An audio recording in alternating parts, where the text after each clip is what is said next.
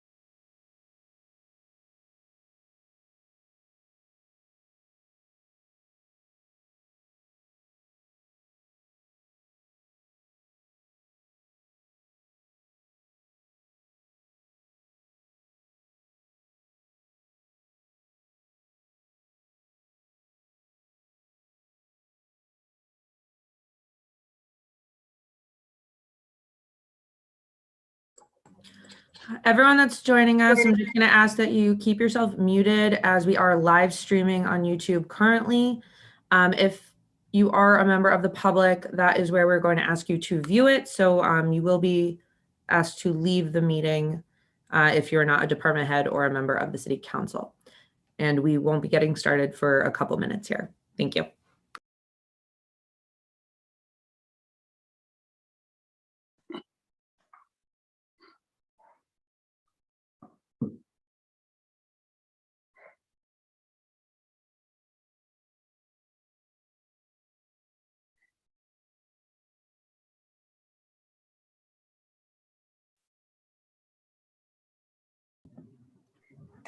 Good evening, everybody. Good evening. As Taylor said, we decided to hook into YouTube a little early tonight. So the normal chatter that we have, prior to the meeting starting, just let everybody know that you are being recorded. It is being recorded on YouTube. So if you could just keep your mics muted till we start the meeting, I would appreciate that. And we'll talk to you in a few seconds.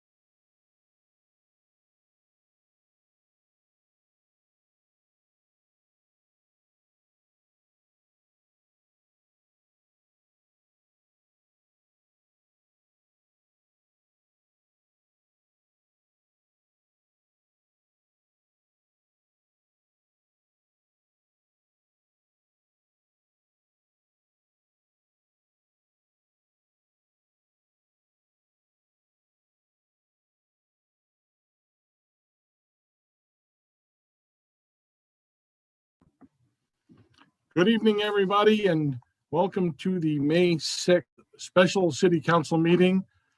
That was moved to today because of the technical glitches that we were experiencing with YouTube on Tuesday. If I could at this time, I'd like to call this meeting to order. I'd like to ask everyone to please rise for the Pledge of Allegiance. And I'm going to ask Mr. Iadarola to lead us in the pledge.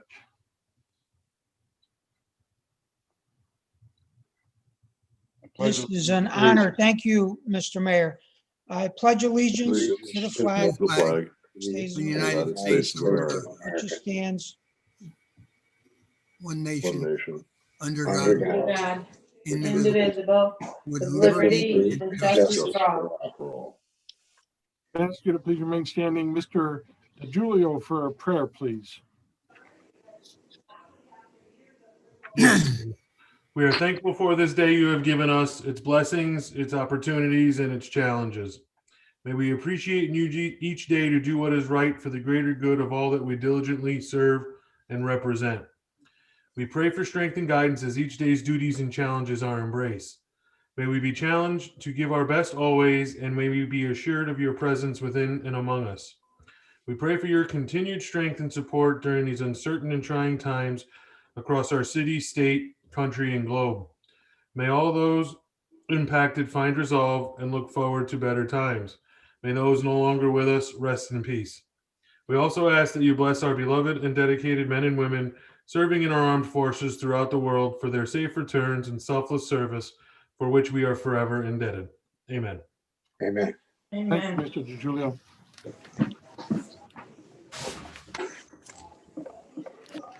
Okay, folks. So our legislative assistant is stuck on an airplane at the moment, and so it'll be a combination of Taylor O'Brien and myself taking care of some of the work, clerical work here tonight. So I'm going to call the roll. Please have yourself unmuted so I can hear you when you respond. Mr. Alves. Present. Mr. Bezade. Present. Mr. Mike Esposito. Present. Mr. Levy. Present, Mr. Salvatore. Present. Mrs. Stanley. Here. Mr. Tabersack. Here. Mr. Fox. Present. Mr. Priola. Here. Mr. Henry. Present. Mr. DiGiulio. Here. Mr. Rotello. Here. Mr. Visconti. Here. Mr. Palma. Mr. Knapp. Here. Mr. John Esposito. Here. Mr. Santos. Present. Mr. Perkins. Present. Mr. Tini's. Present. Mrs. Camisa. Here. And Mr. Molinaro. Here. Okay, would the record reflect that we have 20 members present, 1 absent? Mr. Palma is at an event at school for his children, but he expects to be on very shortly. So when he comes on, we'll make sure we admit him in and document that he arrived for the record. We have 20 members. I think I said that 20 members present, 1 absent. So, okay, we're going to go into public speaking. I have, I think, 11 letters from the public. This is, dear members of the Danbury Common Council, good evening. My name is Margaret Mary Curran, and after graduating from now WestCon, have lived at 25 Belmont Circle, Danbury for 50 years. The past year of this pandemic restrictions has certainly altered our community's landscape. So many out of work, higher cost of living, and shortages. We are grateful for our first responders, our police department, our healthcare providers, as well as the truck drivers and grocery store workers. While the unions always seek raises for members, I do not see how an increase in a school board budget at this time is justifiable. Everyone tightened their home budgets, our city workers did, and they all went to work every day. Our schools' public schools were mostly empty. No utilities, no services, virtual classes attended by a very meager % of students. Please, let's not give into the nonsense that is driving our country. Use some common sense. Let's keep a no tax increase until our economy is up and running. Then, when feasible, make slight increases. Hopefully in the future, the state will give us a more proportionate share to help out with the increases in our student numbers. Sincerely, Margaret Curran. Second letter is from Mr. and Mrs. Juan Rivas, 59 Dana Road. Dear City Council, the amount of per pupil funding and the poor argument that the local taxpayer is not paying our fair share are an illusion, but a select few with special interest. If you included the millions we spend on buildings, building and property maintenance, equipment, recreational fields for school teams, it would far surpass many other districts. However, that is still not the problem. The angry voices that are looking for the local taxpayer to cough up more of their hard-earned money and are those who I guarantee have not called their state senators and representatives, many who are in leadership for more than a decade, to demand that the state provide what their own formula has always stated and what they generously give to all other cities in the state. Yes, Danbury has an equity problem, but it's not the one you may think. The equity problem is that our local taxpayers' bill has more than half already going to education and are being demanded to pay more. Tell the state to pay their equitable portion. The next letter is from Joanne Calandrino, 16 Lake Road. I would like to support the mayor's proposed budget. It has been a very difficult year for the majority of the people in Danbury. COVID, unemployment, and rising gas prices, to name a few burdens. Raising taxes would place an additional tax burden on the residents who may not be able to afford more taxation. I think we need to tighten our spending and make the necessary cuts wherever possible. I think our mayor has worked very hard to achieve a fair budget. I hope it passes. Next letter is from Richard Janelli. The Honorable Joe Cavo and all council members, thank you for allowing me time to express an opinion. I am Richard Janelli, residing at 18 Benson Drive. For the record, I am a current board member for the Danbury School District. However, I speak as an individual, as our chairperson speaks on behalf of the school board. That out of the way, we all know that during the last couple of years, the world has been turned upside down regarding health, the economy, and mental stress. However, life goes on, unfortunately, with added challenges. Our schools over the last decade, and even our city, has gone through transformational changes, which perhaps grew at a pace faster than we could plan for or finance. But the past is over. Today, we have been presented with the current challenges and future needs to support our education needs.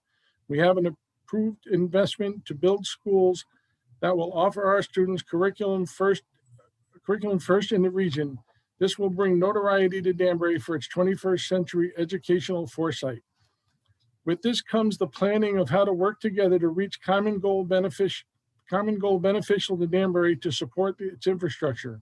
Today, we must undo our prior practice of restricting the education funding, but find creative and aggressive strategies to fund all or part of the $4 million shortfall in the education budget. As you have been made aware, going forward with a minimal funding approach will lead to a very unattainable yearly increase to catch up. Only by working together and understanding the ultimate objective as the school has presented will the success of our schools be accomplished. Please consider an amendment to the mayor's school appropriations to cover all or part of the shortfall. In conclusion, we now have a multi-year financial plan that can be worked on and adjusted in the future to have great school district, better property values, and educated graduate. Thank you for your time. The next letter is from Melvin Lynch. Dear members of the council, I'm writing to propose that the currently proposed mayoral budget be amended to allocate more funding for the Danbury public school system.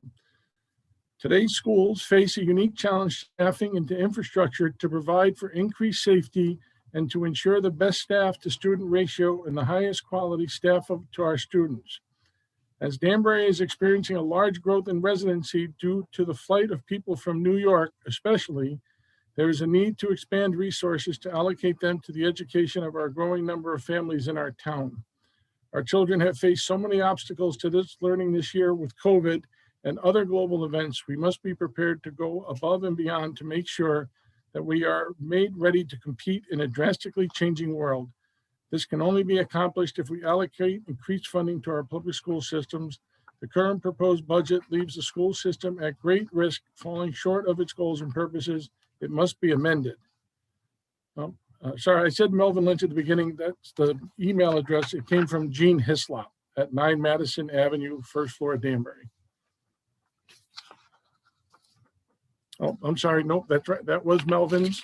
And then this is from Gene Hislop at 9 Madison Avenue, first floor, Danbury. Sorry about that. Dear council members, I'm writing you to ask you to reject the mayor's budget in its current form and to request an amended budget proposal allocating more funding to our Danbury public school system. The growth in Danbury's resident families is exponential, and any current budget recommendation must reflect that growth and provide additional funding to the school system to support those new families and their educational needs for their children. COVID has provided many new challenges to our school system to provide enhanced safety and staffing needs in our schools. This budget must also reflect those challenges and provide adequate funding to address these new necessities.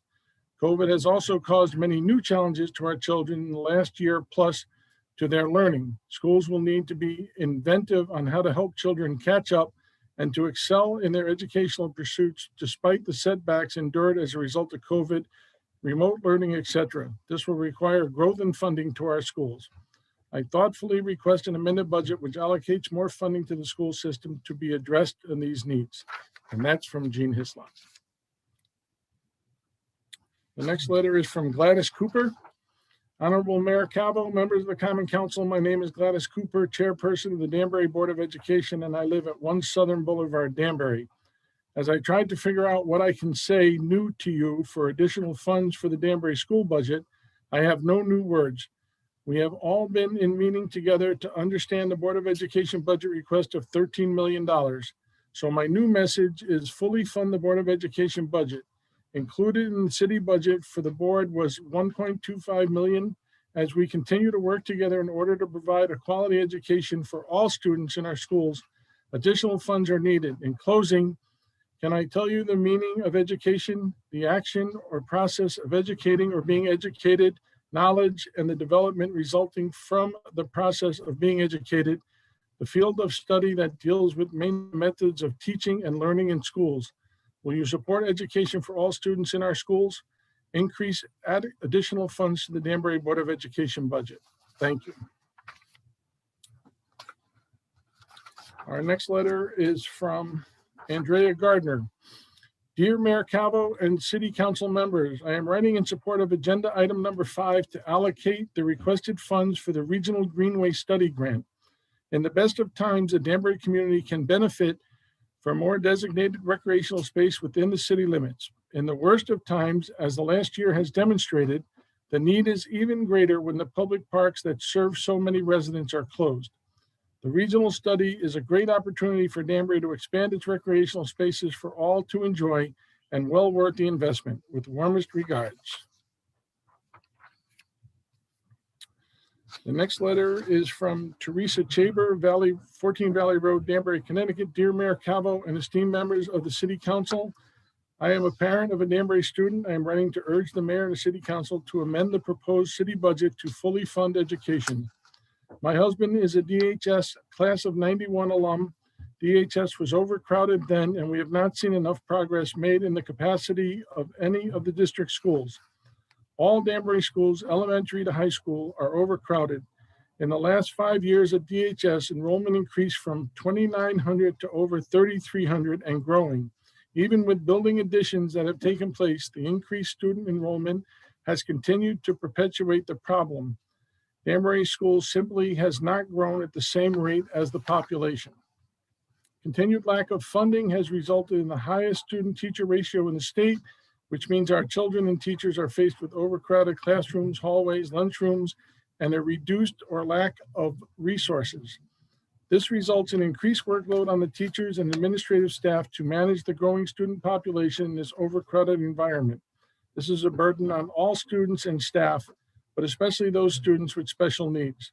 I know I am not alone in my feeling, but as a parent of a child with special needs, I am increasingly discouraged, disappointed, and worried about the state of our schools and the impact it has on the children and our city.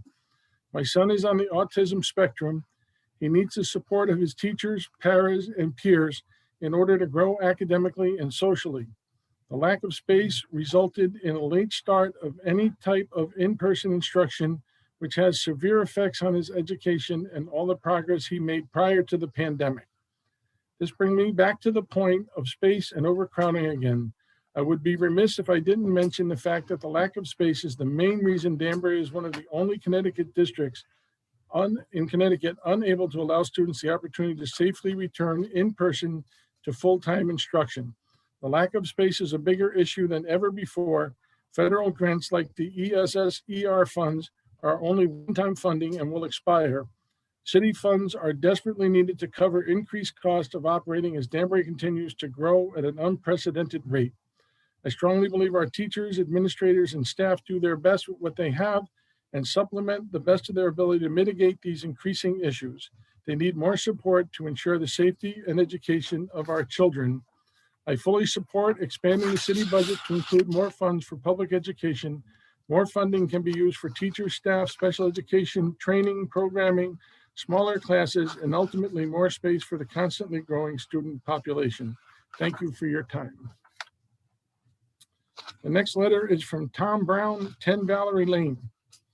Agenda item number 10, Danbury Career Academy Construction Grant. Lacking in all the discussion on the Career Academy financing was identifying how much of the $99 million was going to the business entity that just received a generous property tax break from the council. Will that generosity be recognized in their negotiating with the Career Academy?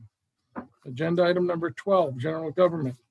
Danbury's meager financial commitment to support the Candlewood Lake Authority at $86,670 proposed fails to properly recognize that the tax windfall generated by real estate on and near Candlewood Lake. Danbury needs to do more along with the other 4 towns on the lake to protect and preserve this precious natural resource. The Candlewood Lake Authority is best equipped to accomplish that mission. Agenda item number 12, General Government. It is unclear if the proposed police department budget fully funds the implementation of police body cameras and police vehicle dash cameras. Also, the police department report does not include a target date for full implementation of both body cameras and dash cameras. It is not in the city's interest to delay full implementation until the 2022 deadline set by the Connecticut Police Accountability Act. Item number 12, agenda number 12C, Education Budget Report. It appears the council is preparing to continue a decade-long practice of underfunding the Board of Education. This year, the impact of COVID has been added to the usual excuse that our increases in enrollment were unanticipated. The number of classrooms Danbury has constructed has to be viewed in the fact that classroom space continues to be insufficient to meet the need. Justifying underfunding by the state, the approved school budget has never been less than last year is irrelevant. Last year's budget and the ones before that were also insufficient to meet the need. The council approves generous across the board pay increases to city employees and salary raises to city managers while skimping on our schools.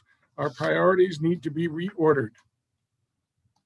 My kids graduated from the Danbury Public School over 30 years ago, benefiting from the investment in education made by previous taxpayers.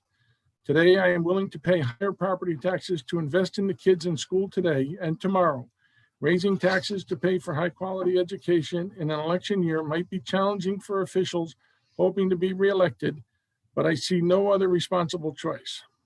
Agenda item number 13, $3 million for public improvements. In the proposed borrowing, the $1.2 million targeted for road work and paving is not only inadequate, but lacks specificity. What roads are planned for work and paving? ? Danbury should maintain a master inventory of streets, identifying each street by condition and scheduled repair and replacement. If winter damage should move a street up the list for repairs and replacement, so be it. But we taxpayers deserve to have a plan. If we fail to plan, we plan to fail. Additionally, I fail to see in the 2021-2022 budget makeup for the $250,000 stolen from this year's paving budget to obtain grants for traffic light timing. Respectfully. And the last letter is, Dear Mayor Cavo and City Council members, today I write to demand that you must fully fund our public schools under your leadership. In comparison to our surrounding towns, the students in the city of Danbury are severely defunded. This should make all of you not only disgusted, but embarrassed and shameful. For so long, you have been giving sweet deals to corporations and tax breaks to real estate developers, example, Kennedy Flats, while defunding our public school and institutions at the expense of our children. City infrastructure in our downtown area for the sole purpose to stay in power. You have been giving unchecked green light to private sector while massively disinvesting in the public sector. Property taxes remain flat for the past threes, which directly benefit interested parties and the well-connected, thus affecting our students in public schools. There's not an incentive to change anything unless we the people hold you accountable. And for over 20 years, Danburyans have not held you accountable. Make no mistake, our children and the citizens of Danbury are closely watching who cares about our city, and it's up to us to make it happen since you refuse to do it. Although you have been for over 20 years at the wrong side of Danburyans, and as Martin Luther King Jr. said, the time is always right to do what's right. We demand you fund our public schools. Thank you for your time and consideration. Oswaldo Chin, taxpayer.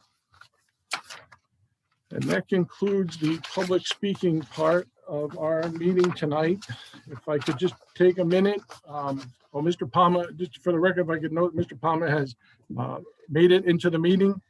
Welcome. Good evening, Mr. Palmer. Good evening, Mayor. Thank you. Okay, so under public speaking, I'm going to just do the May announcements real quick, if I could. Congratulations to Emil and Teresa Buzaid on their anniversary on May 1st. Mr. Buzaid, congratulations. On May 4th was John Priola's birthday, but we moved it to May 5th because of the council meeting, but it didn't work out after all. So congratulations, Mr. Priola. Mr. Visconti's birthday is today. Happy birthday, Fred.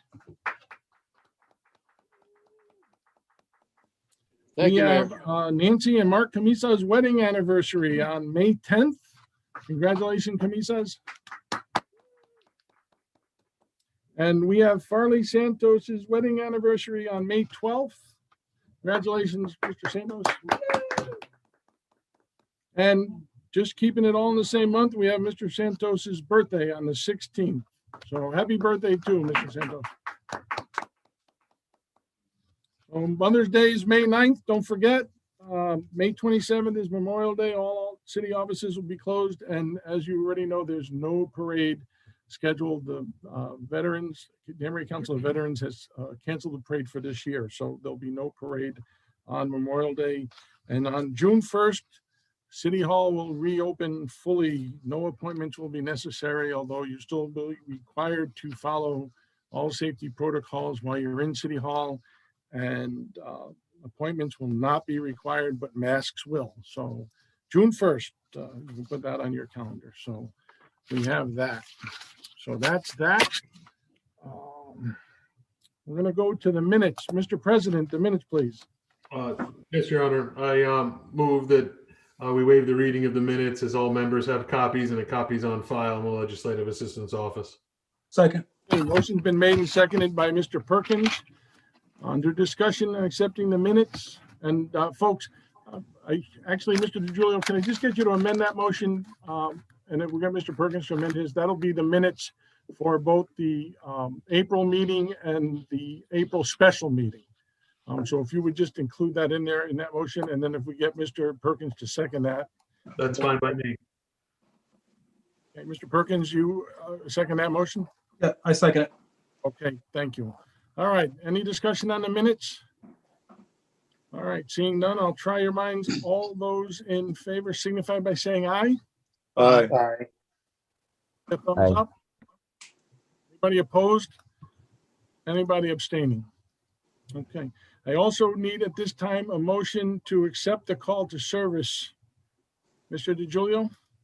Yes, Your Honor. I move to accept the call to service with this meeting, having been postponed from the May 4th, 2021 at 7:30 p.m. to May 6th, 2021, also 7:30 p.m. Second. Motion's been made and seconded by Mr. Tabersack. Under discussion? Seeing none, I'll try your minds. All those in favor signify by saying aye. Aye. Thumbs up. Okay, anybody opposed? Anybody abstaining? Okay, great. Looks like the ayes have it unanimously. Thanks very much for that, Mr. President. Okay, the consent calendar, Mr. Majority Leader. Yes, Your Honor. Consent calendar for May 6, 2021. Item 1, receive the communication, confirm the appointment of Sharon Calitro to the Housatonic Area Regional Transit Art District Board of Directors. Item 4, receive the communication and declare the attached list of surplus and approve the request to dispose of these items at an online public auction in accordance with Section 2-211 of the Code of Ordinance. Item 7, receive the communication and adopt the resolution authorizing Mayor Joseph M. Cavo to execute all necessary agreements and other documents related to the State of Connecticut Department of Transportation's matching grant for the Enhanced Regional Municipal Elderly Demand Responsive Transportation Program coordinated through Western Connecticut Council of Governments, with the application to do this program made by the Housatonic Area Regional Transit on behalf of the city of Danbury and other regional towns. A 50% local match will be made through the adoption of the budget allocation to Hart Transit. Mr. Mayor, that is the consent calendar for May 6, 2021. Thank you, Mr. Levy. And we have a second on that? Second. I didn't get who said that. Second. Oh, Mr. Perkins, okay. All right, so we have a second on the consent calendar. Any discussion on the consent calendar as presented? Seeing none, I'll try your minds. All those in favor signify by saying aye or give me a thumbs up. Aye. Aye. Opposed? Anybody abstaining? Okay, so here we go. Item 1 was a consent item. Item number 2. Item 2, communication, 33 Crosby Street, renewal of parking lease agreement. Honorable members of the City Council. Dear City Council members, I submit for your approval a license renewal agreement with BRT Corporation for a small portion of city-owned property at 33 Crosby Street for the purpose of parking spaces. Thank you for your consideration of this matter. Sincerely, Joseph M. Cavo, Mayor. Okay, what's your pleasure, Council? Mrs. Stanley. Thank you, Your Honor. I'd like to make a motion to receive communication and approve the license agreement between the City of Danbury and 33 Crosby Street LLC as presented. Second. Okay.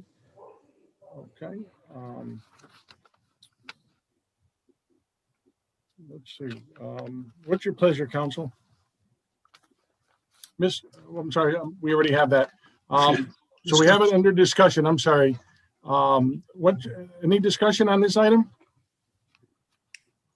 Seeing none, I'll try your minds. All those in favor signify by saying aye. Aye. Aye. Opposed? Anybody abstaining? Okay, motion carries unanimously. Thank you. Item number 3.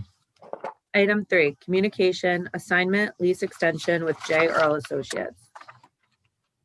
Dear Mayor and Council, Mr. David Kaplan of J. Earl Associates, LLC, J. Earl Associates Condominium, Inc., in the attached correspondence dated April 16th, 2021, has requested the subject lease be amended to include additional extension options subsequent to the city's consent of assignment as approved on April 6, 2021. I kindly ask that this new request be referred to the same ad hoc committee for review accordingly.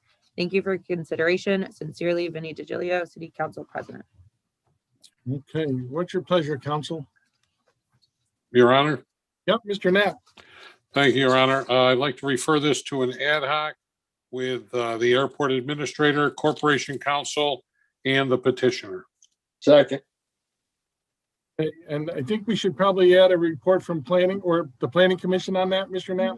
Okay, and a report from the planning commission. Actually, let's send it to the planning commission. How's that? Why don't we send it to the planning commission? That sounds like a great idea, Mr. Knapp. Okay. All right, so that existing or that previous committee was Mr. Fox in the chair, Mr. Levy, and Mr. Visconti. So moved, seeing no objection. Item number 4 was consent. Item number 5.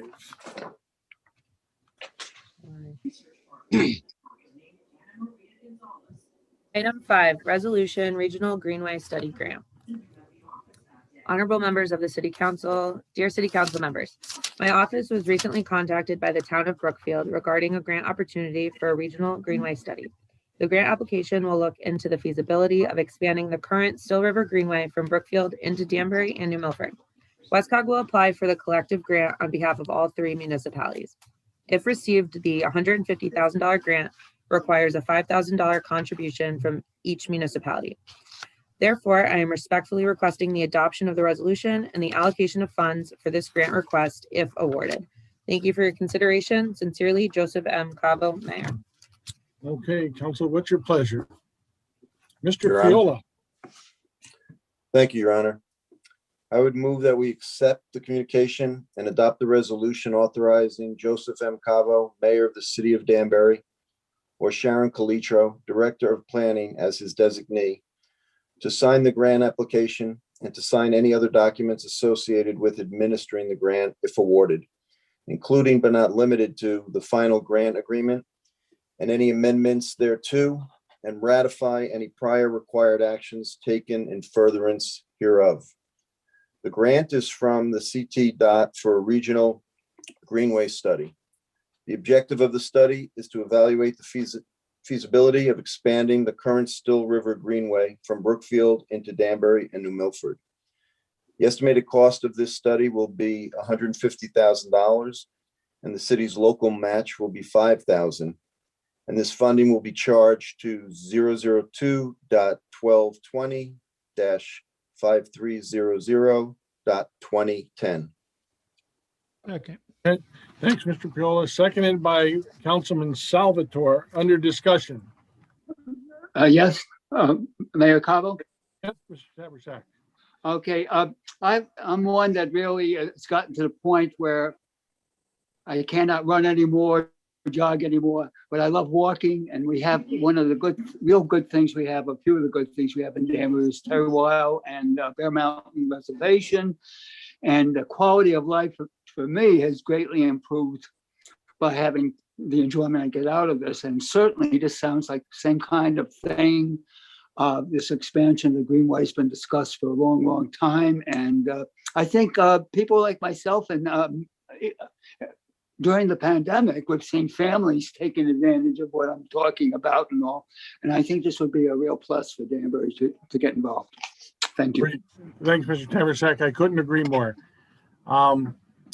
Anything else under discussion?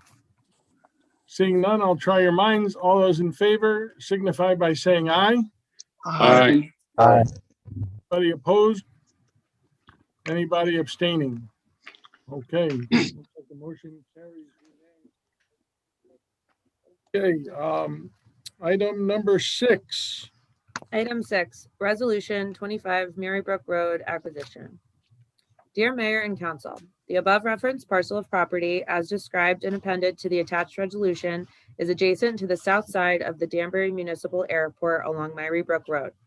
It is believed that the acquisition of this parcel would be of great public and airport benefit and instrumental for ancillary uses that would benefit the municipal airport, including but not limited to construction of aircraft hangars and/or construction of maintenance and storage facilities for the maintenance and operation of the airport and/or expansion of access to public and private facilities serving the airport. Kindly adopt the attached resolution and authorize this office to begin the process of acquisition, either by negotiation or eminent domain, together with such funding as may be required or available through the FAA or available open space funds. This resolution supersedes the previous resolution in terms of intent and funding elements. Please do not hesitate to contact us with any questions. Very truly yours, Laszlo L. Pinter, Managing Attorney and Deputy Corporation Counsel. Okay, what's your pleasure, counsel? Your Honor, Mr. Esposito, Mr. Mike Esposito. thank you, Your Honor. I'd like to send this to an ad hoc committee, please, consisting of the airport administrator, corporation counsel, and the director of finance. Okay, that's fine. There is an outstanding committee already on this resolution and item, and so we will refer it to that existing committee from November 2020. Item number 5 on the agenda of that month and year, and that's Mr. Levy in the chair, Mr. Fox, and Mr. Rotello. And I think we should probably ask for Director of Planning possibly to be on that as well as a report from planning. That's if you have So any ordered. objections. Okay, great. Your Honor, if I may, Yeah, Mr. Rotello. I believe that the original committee had Mr. Esposito, Mr. John Esposito on that. I'm not sure I was on that, but I'll take the seat. Okay, I don't recall being on that committee, but did it could look be it just up. my memory. That's okay. I did look it up, and on the sheet that I have from existing ad hocs, you were listed as the member. So Okay. I don't mean to take it away from Mr. Esposito if he was on it, but that's how I have it in the record there. So That's fine with me. Thank you. thank you. Okay, item number 7 was on consent. Item number 8, please. Item Your 8. Honor, Who was that? Who's, I didn't hear who that was. Okay, item Councilman number Henry. 8, please. thank you, Your Honor. At this time, I Oh, move to Mr. receive the communication. Mr. Henry, we need to Yes. we need to read the correspondence first. Oh, sure. Thank you. Item 8, Resolution Vaccine Equity Partnership. Memorandum from David St. Hilaire, Director of Finance. Attached for your review is a resolution that will allow the City of Danbury Department of Health and Human Services to apply for and accept funding from the State of Connecticut Department of Public Health through its Vaccine Equity Partnership Funding Program. This funding opportunity, in an amount not to exceed $970,000, will be used to support COVID-19 vaccine outreach through equity partners. Funds will be allocated to multiple organizations who will support community outreach, awareness and education, as well as provide mobile clinics to administer vaccines. The period of this program is May 1st, 2021 to August 31st, 2021, with no local match required. The City Council is respectfully requested to consider this resolution at its next meeting. Okay, Mr. Henry, what's your pleasure? Thank you, Your Honor. At this time, I move to receive the communication and adopt the resolution authorizing Joseph M. Cabo, Mayor of the City of Danbury, or Kara M. Prunty, Acting Director of Health, as his designee, to apply for and accept funding from the State of Connecticut Department of Health through its Vaccine Equity Partnership Funding Program in an amount not to exceed $970,000 with no local match required, and to execute all contracts and agreements necessary to effectuate the purposes thereof, and to ratify any prior actions or application in furtherance thereof. Okay, thank you. Second. Seconded by, I didn't see who got that. Ms. Camisa, I would think I have you there, your pen in the air. Okay, under discussion on this. Mr. Mayor, Yes, Mr. Chianese. thank you, Mr. Mayor. Either through David St. Hilaire or Kara, if she can give us an explanation of how the funding is going to be used and to what details. Because as we know, things change every day as for vaccines, other clinics, other organizations coming into town. We got vans, we got a lot of things happening day to day to where a lot of these fund vaccine education that's in this grant may not be needed. So if they can give us an explanation of how the funding can be used. Absolutely, Mr. Chianese. I think Ms. Prunty is on the phone on the line with us. Kara, are you here? Yes, I'm here. There she is. Okay.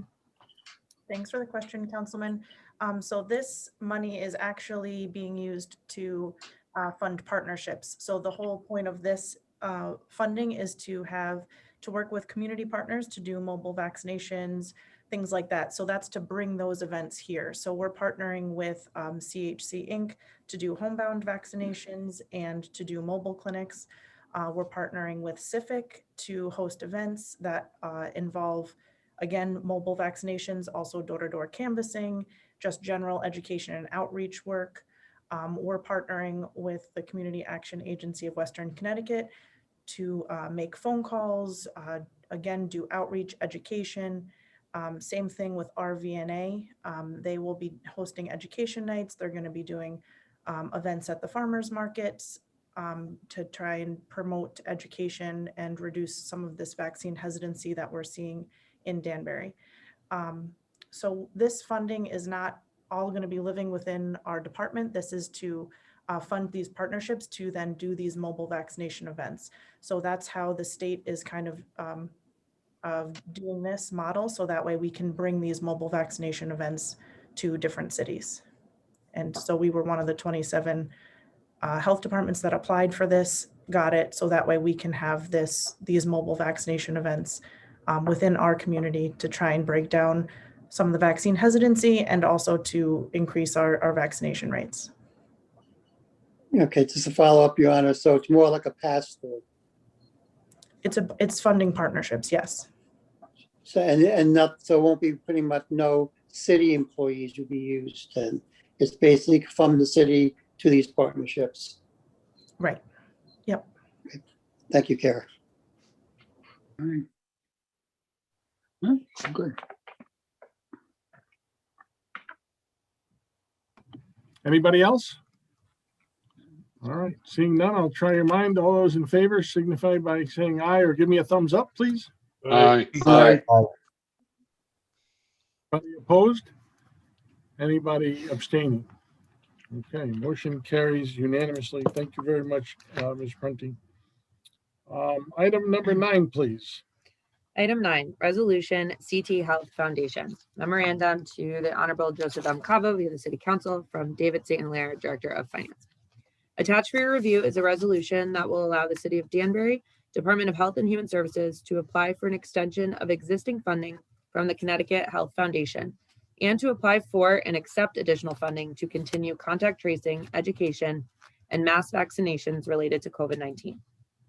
The previously awarded funding in the amount of $125,000 expired on February 28, 2021. The Connecticut Health Foundation is providing the opportunity to apply for an extension so these funds can be fully expended. An additional funding amount of $100,000 is also being offered and is to be expended subsequent to the original award.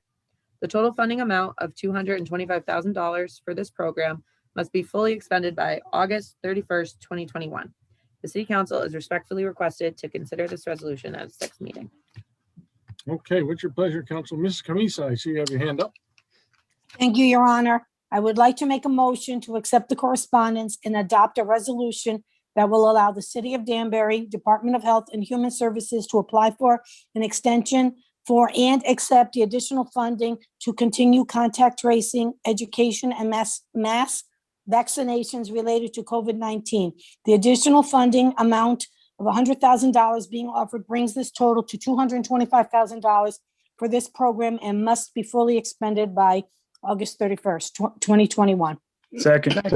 What's your pleasure? I think it's seconded by Mr. Santos, who's got the second on that. Mr. Salvatore, thank you. What's your pleasure, Council, under discussion? Mr. Mayor? Yep, Mr. Chianese.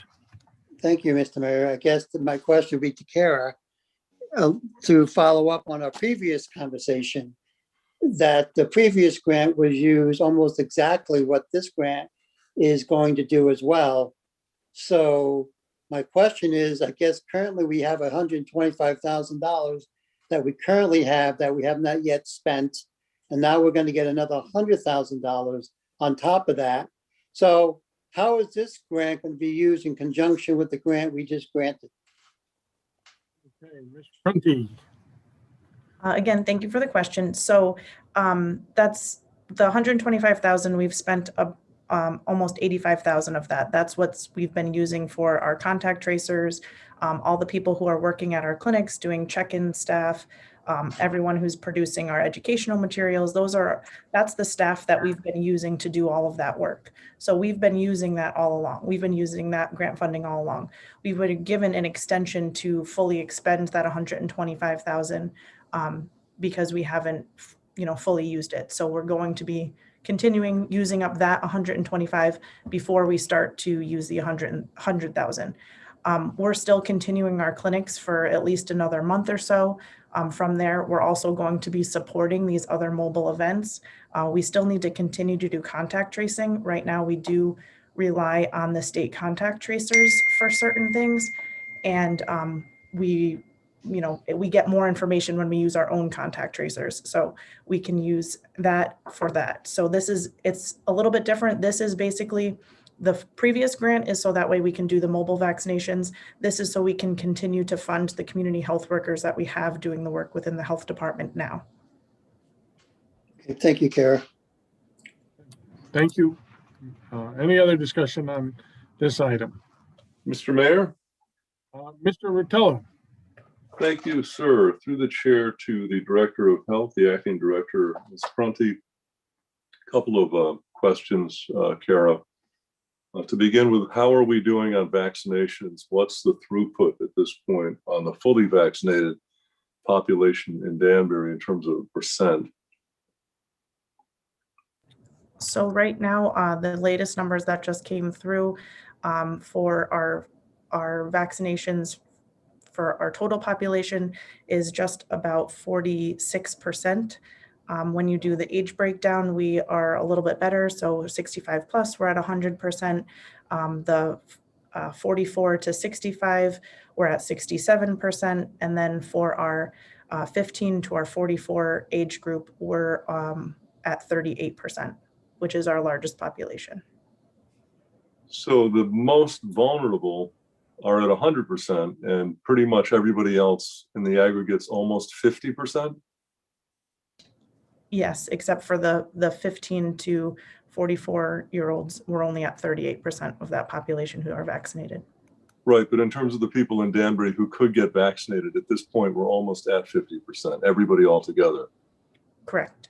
Yep. Okay. Now, your budget, not excluding Danny's veterans and elderly services, things like that, but strictly health and human services and health and welfare employee service benefit works out to about 1.73 million. And these two grants combined are basically more than half of your budget. Would this money, would these grant funds be spent in a one-year period? And if don't laugh at the question, but I mean, if they're spent in a one-year period, can you absorb additional funds equaling 50% of your budget? So these funds actually, the grant that was awarded is actually for 946,000. That grant actually needs to be spent within 4 months. That's from May through August 31st. But that money is very specifically, each one of our community partners submitted a very specific and detailed budget for us. That was a project proposal that we then submitted with our grant application. So that grant, that's almost $1 million, will be funding those very specific programs. Those will be going to our community partners. With these other grants, again, we've already been spending that first 125,000. This next 100,000 is to continue that work that we've been doing. This was basically so that way we could hire this additional staff to do COVID work, because previously we didn't have to deal with COVID. So basically the staff that we've had to bring on and hire, those are the people who are doing the contact tracing, the educational work, working in our vaccine clinics. So we're going to have to continue that work going forward. And that's what we're using this grant funding to use for that. Okay, so that's the smaller of the two, and the larger of the two is essentially a pass-through grant from the health department to the community partners, with the Danbury Health Department acting as the parent. Correct. Okay, all right, thank you, Kara, and thank you, Your Honor. Thank you, Mr. Rotella. Thank you, Kara. Appreciate it. Any other questions on item number 9? Seeing none, I'll try your minds. All those in favor signify by saying aye. Aye. Aye. Thumbs up. Okay. Anybody opposed? Anybody abstaining? Okay, the ayes have it unanimously. Thank you very much. Item number 10, please. Item 10, resolution, school construction grant, Danbury Career Academy. Dear Mayor Cavo and City Council members, in order to be eligible for partial state funding for the Danbury Career Academy project, the city is required to submit a resolution to the State Department of Administrative Services that includes the three following items. 1, that the City Council authorizes the City of Danbury Board of Education through the Superintendent of Schools to file a grant application with related documents to the State of Connecticut Department of Administrative Services and to accept a grant for state reimbursement funding for the above mentioned project. 2, establishes a school building committee comprised of the following members. From the city, Thomas Hughes III, Daniel Garrick, Sean Hanley, Charles J. Volpe Jr., Antonio Iadarola. Board of Education members, Rachel Chalesky, Kathleen Molinaro. School department staff, Richard Jalbert, Courtney Laborious. City council member, Fred Visconti. 3, the City Council authorizes the preparation of at least schematic and final drawings and specifications for the above mentioned project. Sincerely, Antonio Iadarola, Director of Public Works, City Engineer. Okay, on item number 10, Council. Your Honor? Richard. Yes, who did I get? Mr. DiGilio. Yes, thank you. I move to receive the communication and adopt the resolution appointing a school building committee, accept a grant and authorize schematic and final drawings and specifications for the Danbury Career Academy. Second. Been made and seconded by Mr. Visconti. Under discussion on item number 10. Seeing none, I'll try your minds. All those in favor signify by saying aye. Aye. Give me a thumbs up. Anybody opposed? Anybody abstaining? Okay, motion carries unanimously. Thank you very much. Okay, item number 11. Your Honor? Yes, Mr. DiGilio. If I may, I move to waive the reading of the minutes as we all have copies and copies are on file. By Ms. Camisa. All those in favor of waiving the reading of the minutes of the report signify by saying aye or give me a thumbs up. Aye. Aye.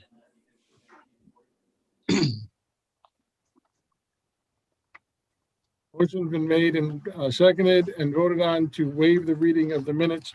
Okay, on the item itself, what's your pleasure, council? Your Honor. Yes, who's Mr. Fox? Thank you, Your Honor. At this time, I move to receive the committee of the whole report and adopt the resolution authorizing approved and listed agencies to apply for and receive funding in the form of tax credits from the state of Connecticut through the Neighborhood Assistance Program. Motion's been made and seconded by Mrs. Stanley. Under discussion on this item. What's your pleasure, council? Seeing none, I'll try your minds. All those in favor, please signify by saying aye or give me a thumbs up. Aye. Aye. Aye. Opposed? Anybody abstaining? Okay, great. Thank you very much. Okay, item number 12.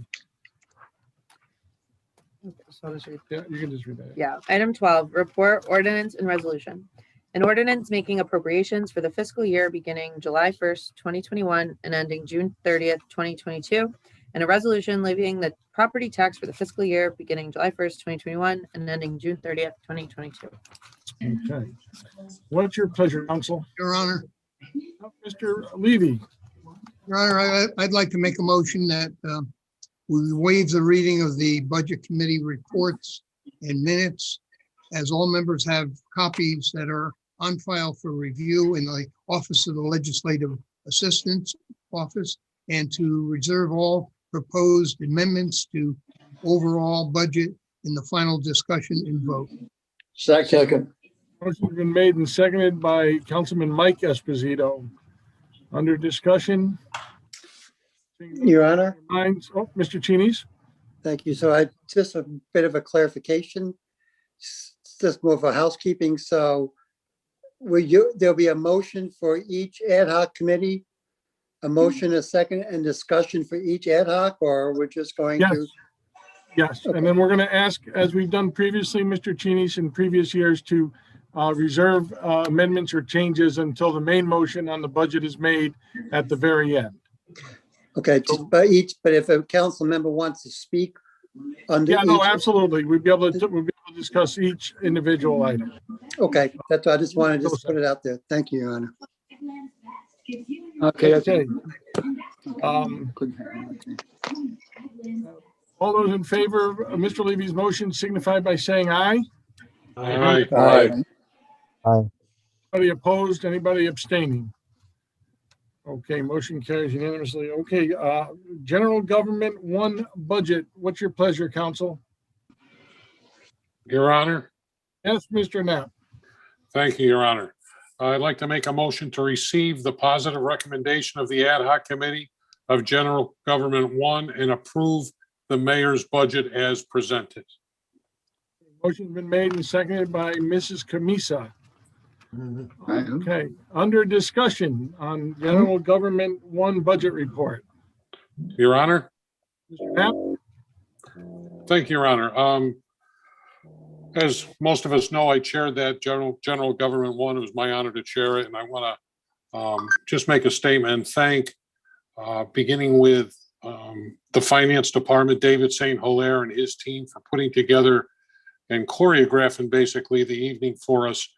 There's a lot of time and effort and work that goes into this budget, and so I greatly appreciate that. And also, on another note, just there's several departments in there where the department heads have foregone an increase in salary this year. For instance, legislative one, corporation counsel, the planning department. I think I've got the ones that are in that department. We'll see throughout the evening that most of the department heads have taken a freeze in salary this year, and I want to thank them allowing us to maintain the budget that the mayor has presented and keep it so that we can keep our mill rate and our the impact upon the taxpayers at a minimum. So I want to thank everybody for that and thank those department heads specifically. Thank you, Your Honor. That's all I have. Thank you, Mr. Knapp. Appreciate those words. Anything else on government one? Seeing none, I'll try your minds. All those in favor of accepting the government one, general government one report, signify by saying aye or give me a thumbs up, please. Aye. Anybody opposed? Anybody abstaining? Okay, general government one passes unanimously. General government two budget report. What's your pleasure, council? Mr. Your Honor. Yep. At this time, I move to receive the positive recommendation of the General Government Two Budget Committee and adopt the mayor's budget as presented. Second. Second. Did Mr. Rotella say that? No. No, it wasn't you. I did. Vinny. Vinny seconded? Okay, thank you. Okay, so we have a motion and second under discussion for general government two. Your Honor, Yep, Mr. Chianese. thank you. I just was trying to find it in the budget book. And I just want to put it out there. I know Councilman Knapp made a comment about department heads having a flat salary, but that may not be necessarily true because there is a line item to David St. Hilaire that is proposed to give salary increases during the year. Is that true to David St. Hilaire? St. Hilaire, you on the line here? And I was trying to unmute myself. I apologize. That's primarily for the contractual items, not necessarily for the non-union. Non-union, we did not make any assumptions for salary increases. So there's no line item here at all, any budgetary line item? No, we did not include anything for that. Okay, thank you. Thank you, Mr. St. Hilaire. Thank you, Mr. Chianese. Any other discussion under general government two? Your Honor. Yes. Thank you, Your Honor. Thank you, I just Fox. want, thank you. At this time, I just wanted to express appreciation. I was the chair of the Government Two Committee. I want to echo Mr. Knapp's comments as the General Government Two meeting happened the same evening. I want to thank all the department heads for providing the services that they do for our residents, especially during the times that we've had over the past year, and for keeping the costs low for our taxpayers as low as possible. I also want to thank Mr. St. Hilaire, Mr. Garrick, and the rest of the finance team for putting together a very informative presentation for the committee. And I appreciate all of the hard work involved in that. Thank you. Thank you, Mr. Fox. Very nice words. Any other conversation on general government 2? Seeing none, I'll try your minds. All those in favor signify by saying aye or give me a thumbs up. Aye. Anybody opposed? Anybody Mr. Mayor? abstaining? Mr. Yes, Mayor, Mr. I'm gonna vote in Perkins. the, Yep. I'm gonna vote in the negative on G2. Okay, so Mr. Perkins is voting no on government 2. Okay. Thanks, Mr. Perkins. Got it.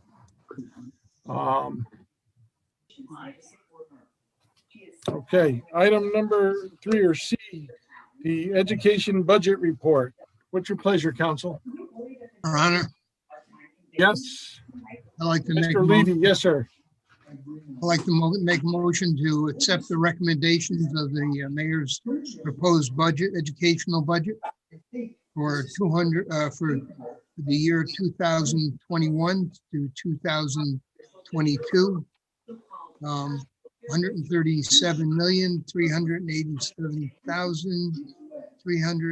137,387,375,000.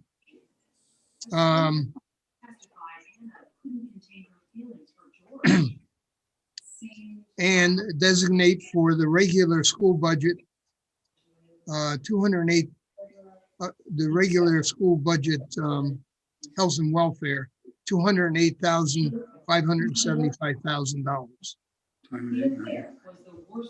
Mr. Levy, motion's been made and seconded by Mr. Knapp. Under discussion on the education budget.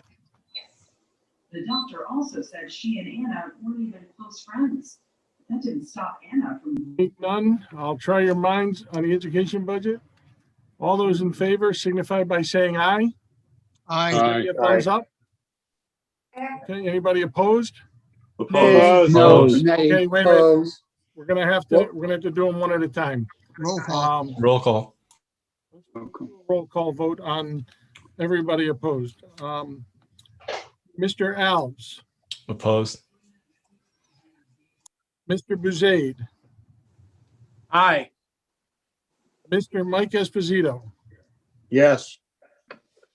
Mr. Levy, Yes. Mr. Salvatore, No. Mrs. Stanley. I'm sorry, Mrs. Stanley? You. Yes? Or mute? Okay. Yeah, Mrs. Stanley is a yes. Mr. Tabersack, No. you say no, Mr. Tabersack? No. Okay. All right. Mr. Fox, Aye. Mr. Priola, Yes. Mr. Henry, Yes. Mr. DiGilio, Yes. Mr. Rotello, Nay.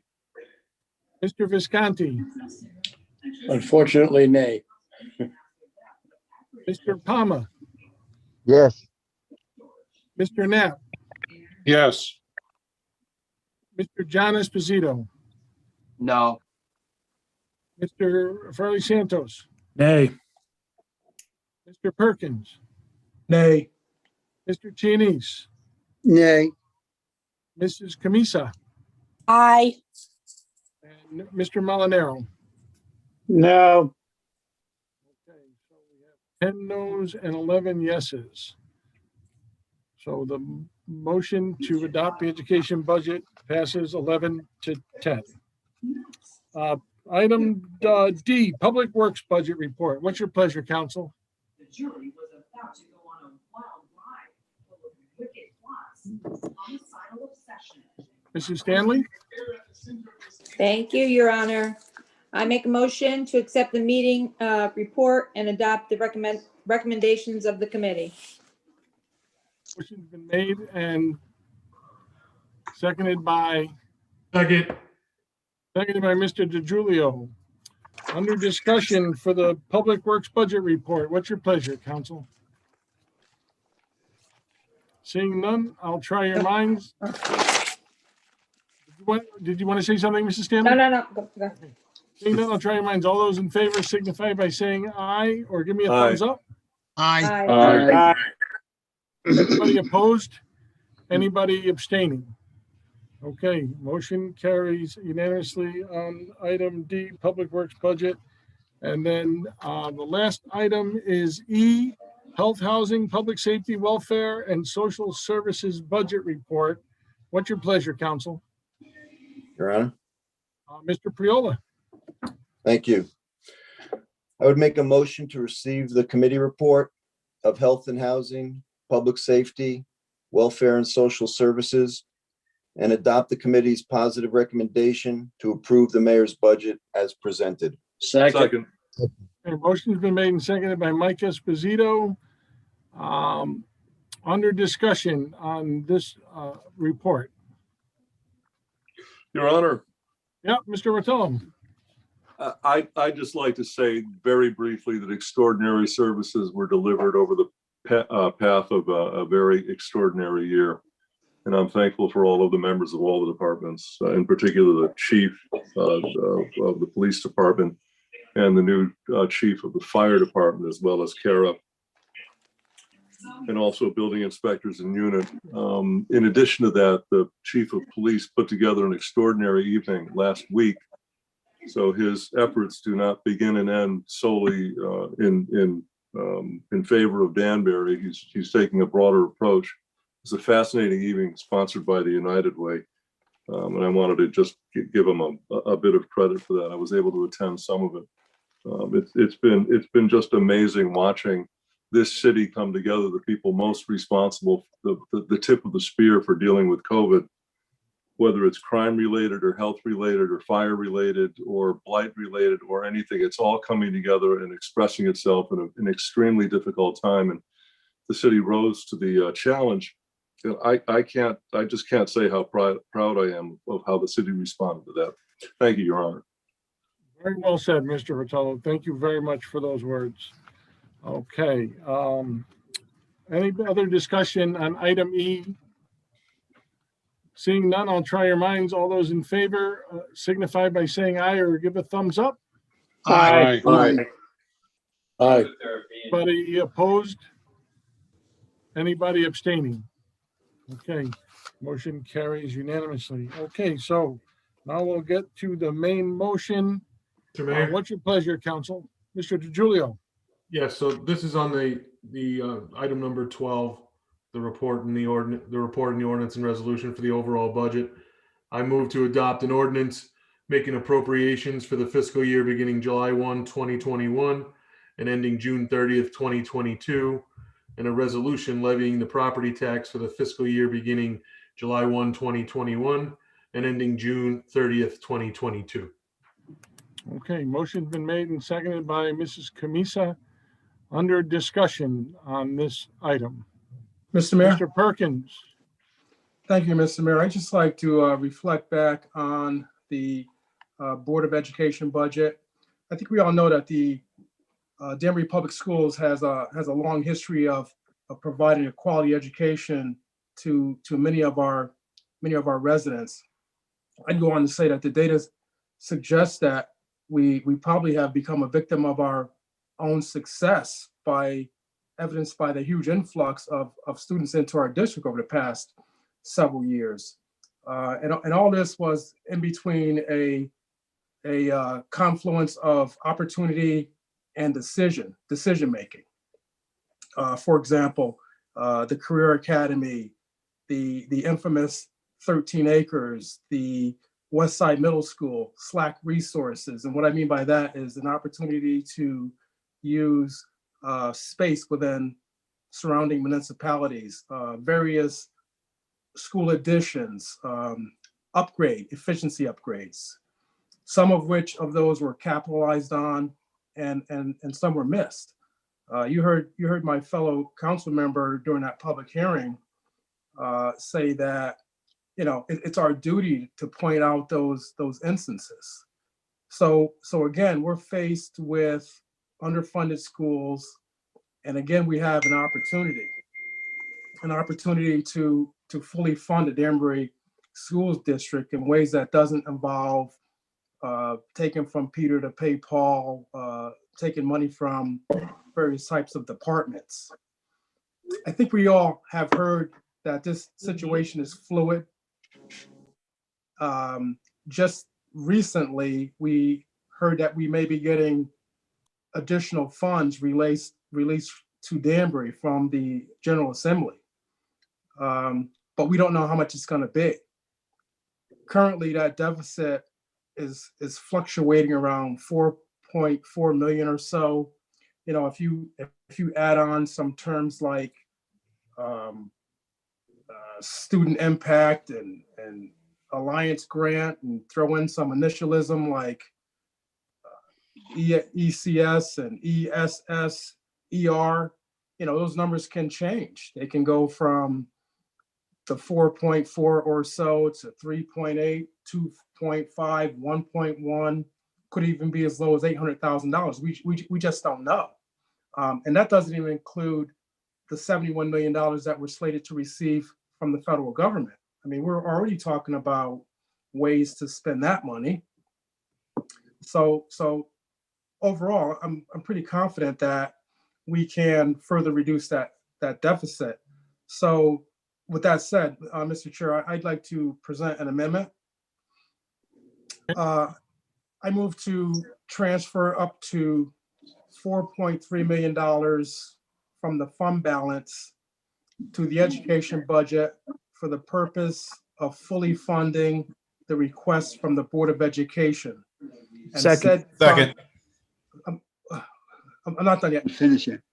And said funds to be replenished from outside sources such as federal or state grants, with the exact mechanisms to be determined by the amount and encumbrances that may be attached to the grants. Second. I second. Made and seconded, I think, by Mr. Chianese. Under discussion, and I'm going to ask David St. Hilaire to weigh in on that motion in a moment, but I'm going to open it up to the floor for discussion first, and then we'll go to Mr. St. Hilaire for some comments on that, because there are some dangers to doing that, and I just want to have Mr. St. Hilaire weigh in on that. So any other discussion on that motion? Mayor Cabo? Your Honor. Mr. Tabersack. Okay, Mayor Cabo, regarding the motion, I really feel it's most important to try to make up the difference of the 4 million. So listening at the Education Committee and so forth, it seemed to me that was the absolute rock bottom that the Board of Ed thought they could get by to at least keep their heads above water this year. I believe the mechanism has been used before. I think a year or two ago, I remember something like $800,000, I think, in the fund balance being used to make up for some of the things that we had to make up during this year. I think some of it was education, some of it might have been public works and so forth. So this is nothing new. It can be done. Personally, now look, this is personally, in our party, I had asked the question at that education meeting, what a difference in a tax rate would be to come up with $4 million. And David said 1 mil was 8 million. So we're talking, for those who, like one of the people called in the public opinion, said he's willing to pay taxes. I think there were 2 of them. I personally am. Okay, but I don't think that a number of people maybe can't manage that. I can. I was one who benefited. I got all my pensions and I got the stimulus. Okay, if you're talking dollars and cents, there are a lot of people like me too that weren't hurt, but there's also a lot of people that were hurt. I feel this is a very logical motion, because it can be done and it has been done and it's precedent. And I'm reading everything on the economy, that everything seems to be upbeat from what I'm reading. Things will be better when we go into the coming fiscal year. So I'm absolutely for this. I wish we could give more, but I think this is the most prudent thing to do, and it has to be done. Thank you. Okay. Thank you, Mr. Tabersack. Your Honor. Mr. John Esposito. Thank you, Your Honor. I just would like to voice my support for Councilman Perkins' motion to amend the education budget. My time serving on the Danbury City Council, going through the budget process every year, with the exception of last year, what we always hear is advocates, residents advocating for increased funding for the education. So it despite, what most of us might think, we really have to listen to the residents on this part and perform what they want us to do and fund education fully. Thank you. Okay, thanks, Mr. Esposito. Anybody else Your on the Honor. amendment? Mr. Denise, on the Thank you, amendment. Thank you, Your Honor. I think if you listen to the amendment itself, it really didn't say anything about raising mill rates or taking money, really. I think it's looking to the future a little bit. And I know the last week or 2 weeks since the ad hoc committee has met, a lot of things has changed in Hartford, potentially that the ECS funding that was frozen will be released. So the city can actually get another $2+ million just from the ECS funding. And I think there's some more funding is coming down from the state. So the actual deficit, where it was $4 million, is probably around $1 million or 800,000, which can be very easily taken up by other funding within the city or in advance. I know Dr. Sal was on the call here tonight, and Courtney, the finance director, is. So if she can just opine on anything that has changed since the last ad hoc committee, that will help us make a better decision tonight. Okay, Mr. Denise. Dr. Sal, you want to jump in on this? Yes. Hello, everyone. Good evening. Thank you for the opportunity. It's iterative in Hartford.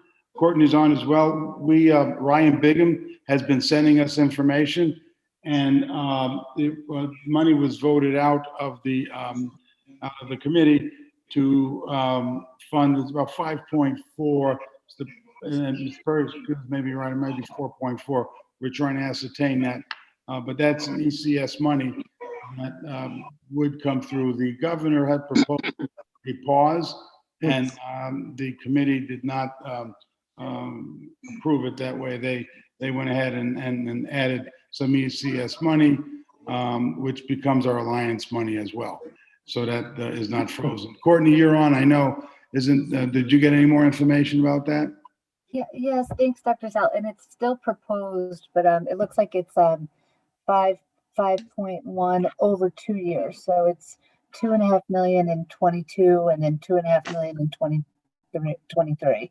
So it'd be an incremental increase, just like Alliance normally does. So it's essentially, the proposal is to unfreeze Alliance and slightly modify the formula.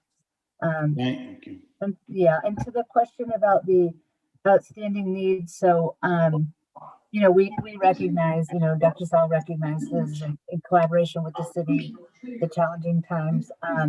The $13 million was the original ask. We made $315,000 of reductions to that ask, leaving with a 13.009. And we were planned to use what we submitted for what's called ESSER 2, which is a portion of the federal grant, to offset some of those operational needs. It's about 1/3 of the overall grant. The other 2/3 of the grant being used for things like safely spacing children, our students out in the classrooms, needing to get some furniture, rent tents in order to have congregating. A lot of different things go into that plan. We had agreed with the city to use about $3.5 million that the council had nicely voted on to approve for us to hold in reserve. We can utilize some of those funds.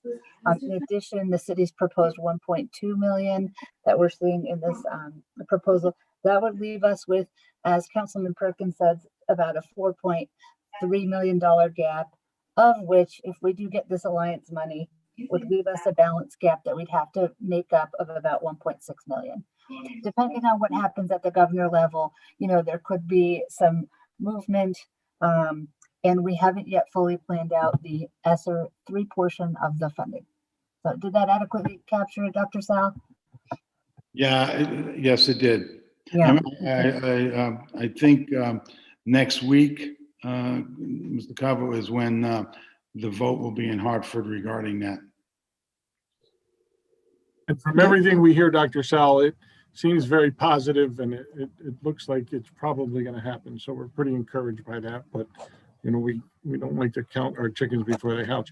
I'm going to ask Mr. St. Hilaire to opine about taking $4 million out of our fund balance and the impact to us and our bond ratings, and also whether or not ECS money, if it comes to us, can be put back into fund balance if we've moved money from there. And I'm not really sure about the abilities to do that. So Mr. St. Hilaire, you're on, please, sir.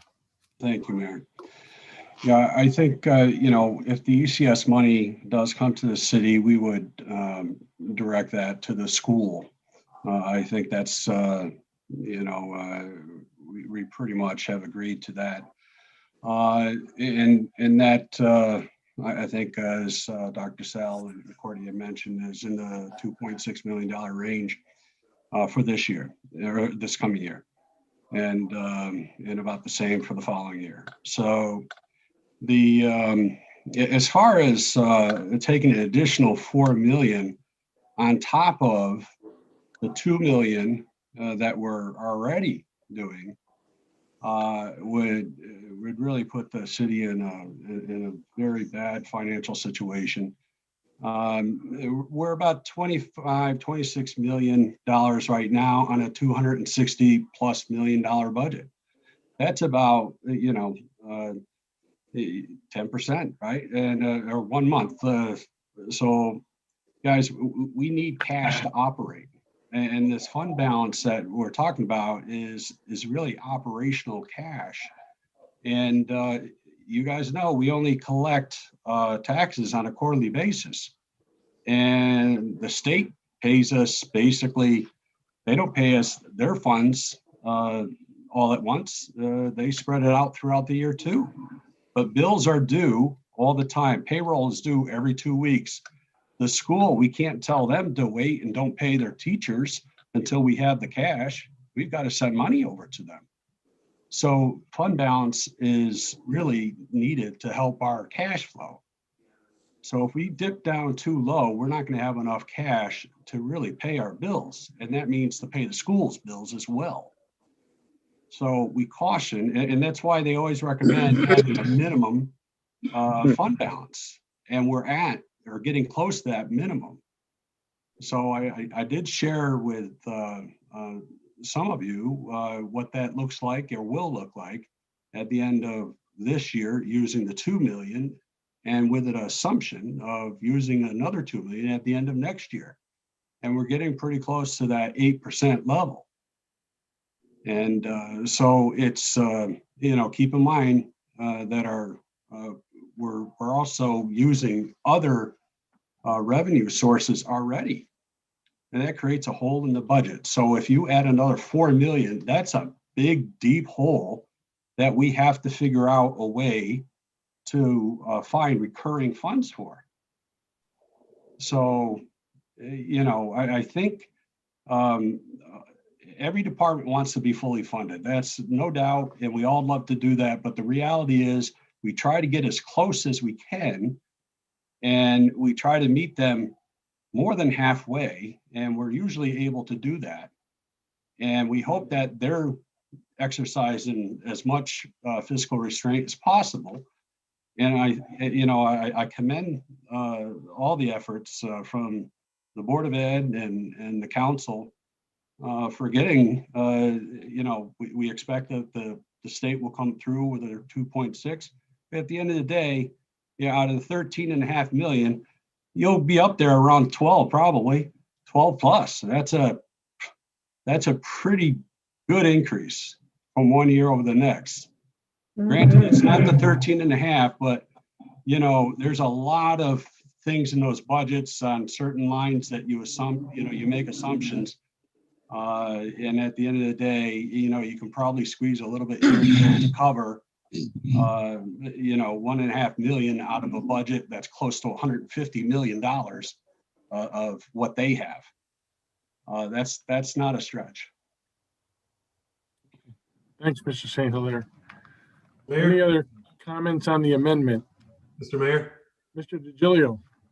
Thank you, Your Honor. I just have a general comment, and no questions per se. I think some of them were just answered very nicely. But to Mr. Perkins' motion, I think I agree on a lot of what he's saying when it comes to, and I'll explain what I mean, and the fluid nature of the budget process and what's happening. And just in the last couple of weeks between ad hoc committees and today, we've taken this shortfall from 4.3 million to 1.6 million that Mrs. Laborious just spoke about eloquently and outlining it simply for us. So, I'm hopeful, like Mr. Perkins, there's a lot of opportunity here with the 70+ million coming to Danbury. From what I remember from the discussions, it was over 38 million over a period of a couple of fiscal years for the Board of Education, more for the city.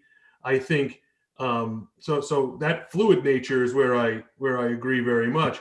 Where I differ and why I'm not in favor of supporting this amendment is because it's in the execution part of it. I actually think it's more fiscally responsible to do it the opposite way, where this budget doesn't need to be funded up front. It takes 12 months to fund an annual budget over time. There's a lot of benchmarks throughout the process. It gives a lot of that time for these grants, and these federal programs to evolve and happen. And we've been seeing a lot of positivity coming from things just in the last couple of weeks. So I think the execution should kind of be on the other side. And going back to Mr. St. Hilaire and the budget meetings and the questions and answers that we had, we're at, from what I recall, I'd have to look it up, but we're at approximately, after this proposed budget it is accounted for, fund balance of approximately 8.8%. And 8 is really the minimum threshold we want to stay at. And in my opinion, having a shortfall or a delta here of 1.6, that is really the number. I mean, when we look at that compared to our entire $267 million budget, that's just about 0.6%. So it's about 50 basis points. So just over half of 1 percentage point of our entire annual budget. And, if we have a problem come next spring and there's $1 million and change or $1.6 million, issue, we have the money. I just don't think that it makes sense to put the extra stress on us when we don't need it. And we've identified the shortfall as being relatively small in getting to all but 1.6%. So I'm not going to support the amendment. I support the good work the Board of Ed and everybody does. But I think at the end of the day, we need to see how this stuff evolves when it comes to these funding sources. We've been pleasantly surprised just in the last couple of weeks. So I'm very optimistic on what we can do there. So thank you for the time. Thank you, Mr. DeJulia. Anybody else on the amendment? Mr. Salvatore. Yes, Mr. Mayor, thank you very much. I hear everything that's being said, but yet, a number sticks in my head over the last 10 years, and that's about $48 million. That's the aggregate over 10 years of the difference between what the schools asked for and what the city council gives. My concern is, and everybody knows I'm a healthcare worker. I do budgets in healthcare. Nobody knows more about doing more with less. But when you do more with less, there comes a breaking point. And I've gone to rallies, I've listened to teachers, I've listened to parents, and they're telling us that the current state of the schools, as the schools have done a really good job trying to use the money they have, are still increased class sizes, guidance counselors who have over 300 students, and we're being told that the, I guess, best practice is around the 250 mark. Okay, so at what point in time do we say, we need to do more? Now, I think we're being very fiscally responsible in the year of COVID. And some people said we're being crazy using COVID as the example by not raising taxes. But what we're saying to taxpayers is, you've been hurting for the last year plus, and raising taxes is not the right thing to do. So taking some money from the general fund, and Finance Director St. Hilaire, doesn't Moody's and those also look for you to use that fund balance in times of need and take that into account? I mean, I believe Vinny just said 8.8% is what you're projecting in 2021. And if you take up to 4 million, that's the other thing. The councilman's amendment, I believe, was up to 4.3 million. So it leaves us that area to make up the 1 point whatever million gap that it ends up getting there to. And that's why I think it'd be fiscally responsible to do this. The fund balance will go down to 7.5% of the general fund. Yes, that's below 8. But I also know that there's other things out there that they look at, and our city budget is already below some other standards of having 2 months of general fund operating revenues or expenses because it's austere times. At some point in time, we need to fund the schools appropriately. I listen to real estate agents and real estate lawyers who are saying people are coming into this town in droves. Well, a lot of them are younger. The schools are going to be more burdened. And if we don't finance what we have now appropriately, when we have that new career academy come in, and then we're asked to fund that, okay, we need to start now. So I think, and I rise in favor of this amendment, and I think it's the right thing to do. Thank you, Mr. Salvatore. Anybody else on the amendment? Your Honor. Mr. Rotel.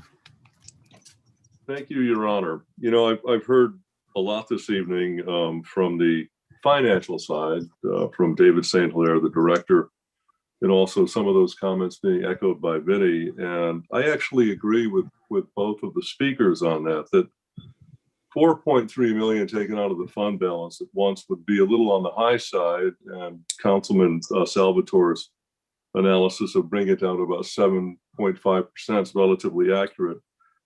I don't think there's a professional here who is studying these numbers who thinks the reality of us taking 4.3 million out of that fund balance immediately tomorrow morning with a check at the bank has any basis in reality. I think that the general agreement seems to be that would be a worst case scenario if everything else collapsed over the next 6 weeks. And it doesn't even look like that's even a remote possibility. It looks like tops we'd be taking about 1.5 out. We wouldn't be doing it all at once.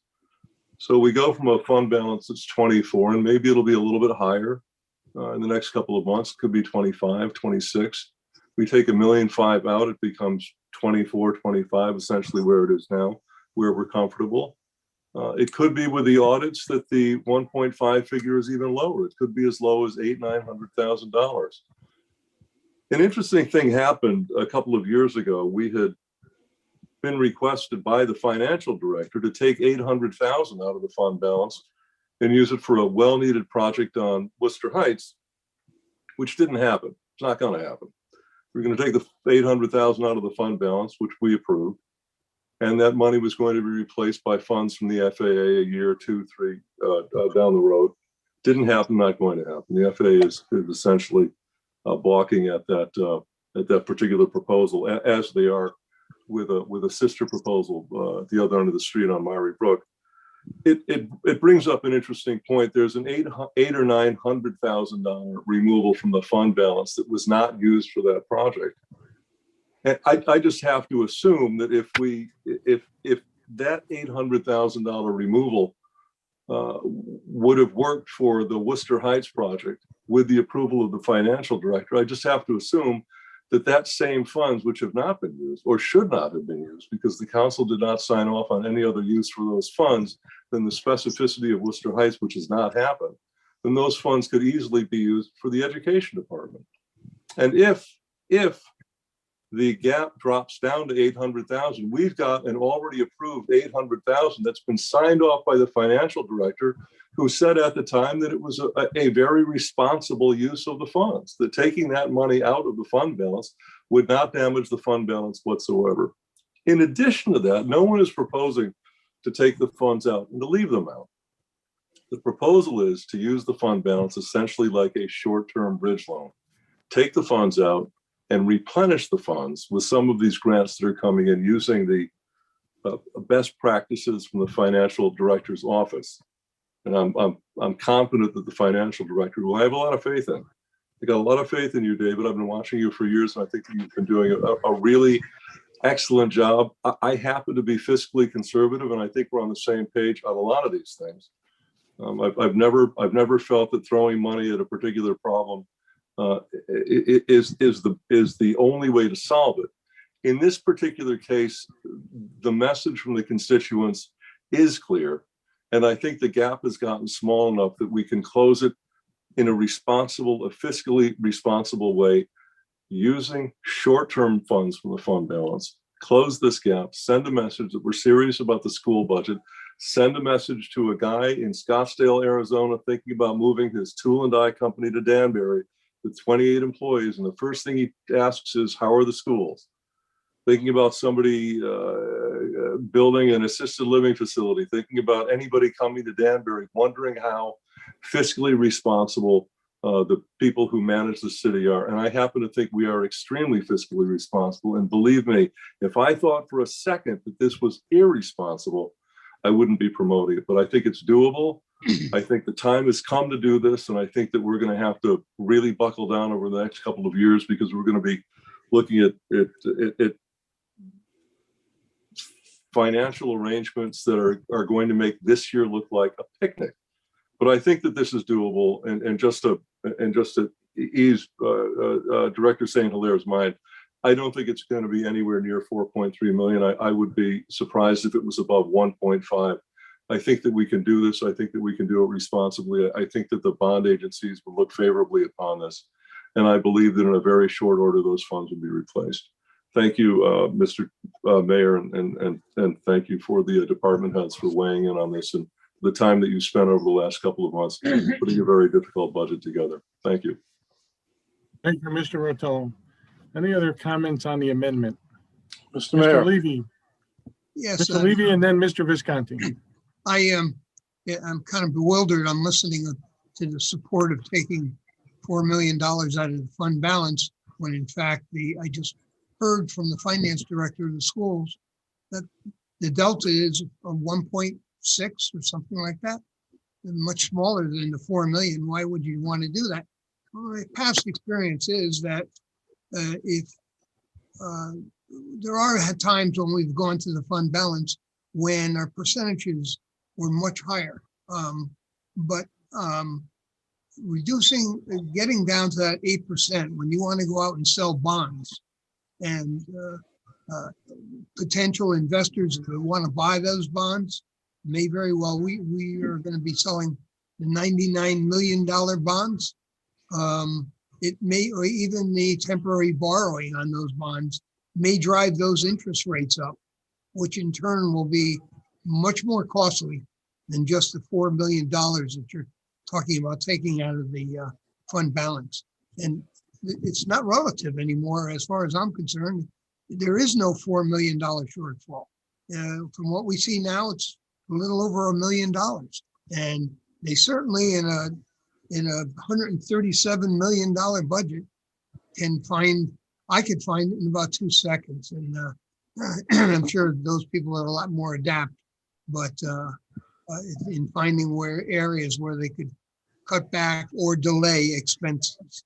I think they're going to have a very rich budget, one that richer than they've had in many years. So I wouldn't support this amendment. It would destabilize in the eyes of the three bonding agencies. They would say this looks very destabilizing to the city. So that's my comments. Mr. Mayor, a point of order. Mr. Rotello, yes, sir. Yeah, as the discussion restricts itself to the motion did not say take out 4.3 million. The motion, I believe, requested a transfer of up to 4.3 million as needed. In other words, if the gap was 1.5 million, responding to Councilman Levy, the request would be to remove 1.5 million, or if it was 800,000. And since nobody agreeing with Councilman Levy thinks it would be 4.3 million, the ask is limited to what is needed, not some figure that was arbitrary. There was just a cap on that if it was needed at that high an amount, and nobody thinks that's going to happen. So the discussion should probably be more centered around what we think will be needed and keep it limited to that. I understand the But motion Mr. has the bracket, but it would probably be 80% less than that 4.3 million. Thank you, Your Honor. Right, Mr. Otello, that is correct, but Mr. Perkins did say up to $4 million. So that number is the He number did. up to. Right, right. No, I understand. So, you'd have to consider that at the high end. So thank you. Mr. Visconti. Thank you, Your Honor. There's been a lot of things said tonight, and I, for one, have been involved with the budget items with the school board and the building committee on the school board and working with them. And I was just wondering if I could ask Mr. St. Hilaire for one quick question. Sure. I'm sure he would love to answer a question for you, Mr. Visconti. Mr. St. Hilaire. Yes, sir. Hi, David. In regards to this 4.2 or 1.96, whatever it may be, and the motion did say up to $4.2 million. What about this supposedly, again, 71 million that we may be getting? Yeah. Why not? Why couldn't we take whatever money was used, whether the 1.6 or the 4.2 million, and we get this $71 million within a month's time or 2 months' time? Why would we not put that money right back into the fund balance and replace it? Well, that 72 that everyone's referring to is really 38 million to the school, and then there's a portion that comes to the city. And so we each have our respective areas that we need to cover, whether it's COVID response, emergency response, preparedness, or they need to prepare the schools for teaching in the new environment. I mean, there's a lot of different things that plans, but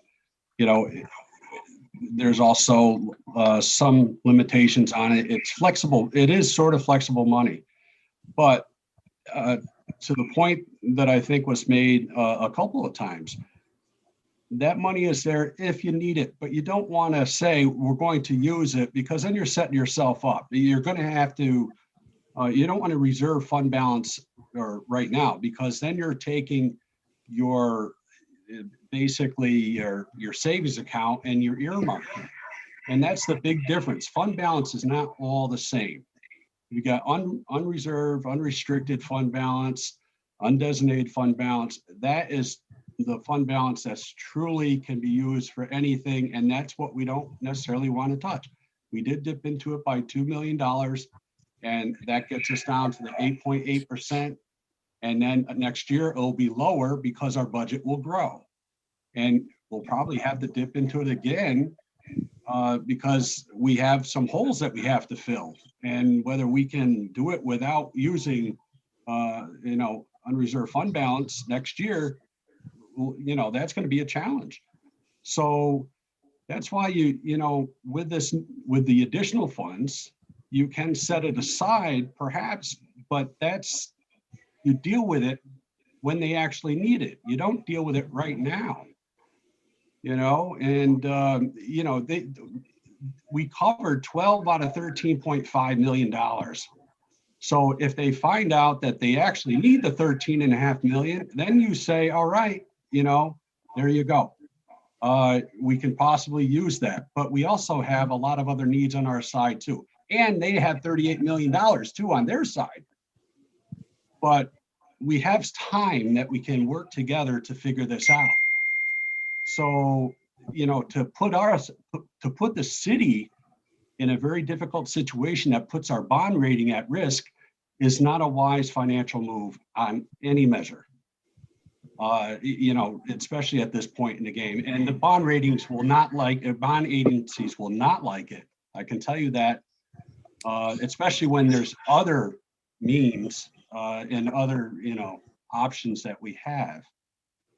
So, there's a lot of fungible money out there right now that we certainly can work and strive to cover the gap. But it does, you know, we still have to address the longer term problem, and that is to come up with recurring funds. So, you know, I think, and we are discussing that with the school. You know, as I mentioned in the previous meetings, we have some time and we have the good fortune of having this money, 38, and then, you know, let's just say $71 million. That gives us the luxury of putting together a proper plan. So are you saying then, instead of taking the whatever it may be, the 4.2 or the 1.86, we could generate that amount, whatever it would be, going down the road 5 months, 6 months, and then put that money back into the fund balance? I would not recommend taking it out of, excuse me, I'm sorry, Councilman. I would not recommend taking it out of fund balance right now, especially as we're going into the market for bond refunding. We're going into the market for the new career academy. We're going into the market for the wastewater treatment plant. We're going into the market for all these other things. And that's not going to have a positive impact on our bond ratings by us doing this, or by us entertaining this proposal. That's what I'm saying. So what I'm saying is we've already tapped our unreserved fund balance by 2 million. And that's, you know, we've got to, if we go any more, the rating agencies are going to say, how are you going to get out of this hole? You know, what's your plan to get out of this hole? In addition to all the other funds, we got, keep in mind, we have a use of fund reserves of 6.75, not just 2 million, 6.75. So that's going to be quite a challenge. Now you want to add another 4 million on top of that? That's tough, guys. That's tough. Okay, thank you. Thank you, Mr. Sandler. Thank you, Mr. Visconti. Mr. Mayor, Mr. Perkins for the second time. just one final statement. Again, up to. The amendment didn't suggest to remove all of those funds at once. If they needed to be at a certain level, we would draw them down at a certain level. That's the amendment. Councilman, with respect, yes, you still have to reserve it. And it's the same as using it. You still have to designate it from unreserved to reserve, assign it. You have to encumber that. Yes. All right, and just my final words. I mean, you know, we're at a tipping point right now, and the purpose of that whole amendment was just to provide us an opportunity to begin to fully fund education in this community. We're going to have to, at some point in the very near future, break the mold to all of the stuff that we've been doing for the past decade. I mean, this isn't sustainable going forward. So this is getting us in the right direction, and that's all I say. I mean, I knew that the whole opposition with the fund balance, the whole thing with the bond rating, all the financial responsibility or lack thereof. I mean, I expected all that stuff. Yeah, but I think absolutely. I think the goal is a good one. Getting there, or how to get there, that's the challenge. And I go back to, we're getting about 70 million between the city and the Board of Ed in American funds, American Rescue Funds. So if we're smart, we'll use that wisely and plan appropriately over the next few years to make sure when that runs out, we're able to meet the gap. We don't just go, doing all these one-time things without a plan to fill the void or fill the gap. But at the meantime, it doesn't mean we don't fund what we have to, the necessary things. So, but we don't want to put ourselves in a bind during this time either, when we do have the funds available elsewhere, is what I'm saying. Yeah, I appreciate your explanation, Ms. Singler. And like Paul mentioned earlier, this is a very, very intense portion of what we do here as council members. It's very stressful for some of us. And I appreciate all the work that you've done on this budget and all of the other department heads as well. Thank you. Thank you. Any other discussion on the amendment? I'd like to just pass the gavel to Mr. DiGiulio for 1 minute. I just have one quick statement to make. And I've done this before in all my years as a councilman. I heard somebody mention tonight about a failure to fund a certain amount of money over the last 10 years. And I'm just going to say this because I've said it almost every year as a councilman during budget time when I was there. If we were to get 10 years of proper ECS funding from the state of Connecticut, we'd have $240 million in our would have been available to us over the last 10 years. We have to get this inequity fixed. We have been talking with legislators. We need to all talk to legislators. We need to get this inequity fixed for Danbury because it's what's hurting us. We are being treated unfairly by the state and it needs to be fixed, and we need to fix it sooner than later. And as somebody said, with the Career Academy coming, we have other things that are happening in the city that will affect our funding, hopefully in a positive way. But I think that instead of us and them, we need to work as a group together with the state, with our state legislators, and work to get the proper ECS funding that Danbury so deserves and needs. And so that's all I'm going to say about that. And I'm going to take the gavel back from Mr. DiGiulio. Thank you, Mr. DiGiulio. Any other comments on the amendment? Seeing none, I'll try your minds. All those in favor of the amendment, let's do a roll call vote. All those in favor of the amendment, we'll do that first. So this will be in favor of moving up to $4 million from the fund balance. Mr. Alves. Yeah. Mr. Buzaid. No. Mr. Mike Esposito. No. Mr. Warren Levy. No. Mr. Salvatore. Yes. Mrs. Stanley. No. Mr. Tabersack. Yes. Mr. Fox. No. Mr. Priola. No. Mr. Henry. No. Mr. DiGiulio. No. Mr. Rotello. Yes. Mr. Visconti. Yes. Mr. Palma. No. Mr. Knapp. No. Mr. John Esposito. Yes. Mr. Farley Santos. Yes. Mr. Perkins. Yay. Mr. Chianese. Yes. Mrs. Camisa. No. Mr. Molinaro. Yes. The motion has 11 noes and 10 yeses, so the amendment fails. So we'll go back to the main motion, under the main motion for discussion. Seeing none, I'll try Mr. DiGiulio. Yes, I'm sorry, I was on mute. I just have just a general comment in the budget overall, because this is the main motion, which I made.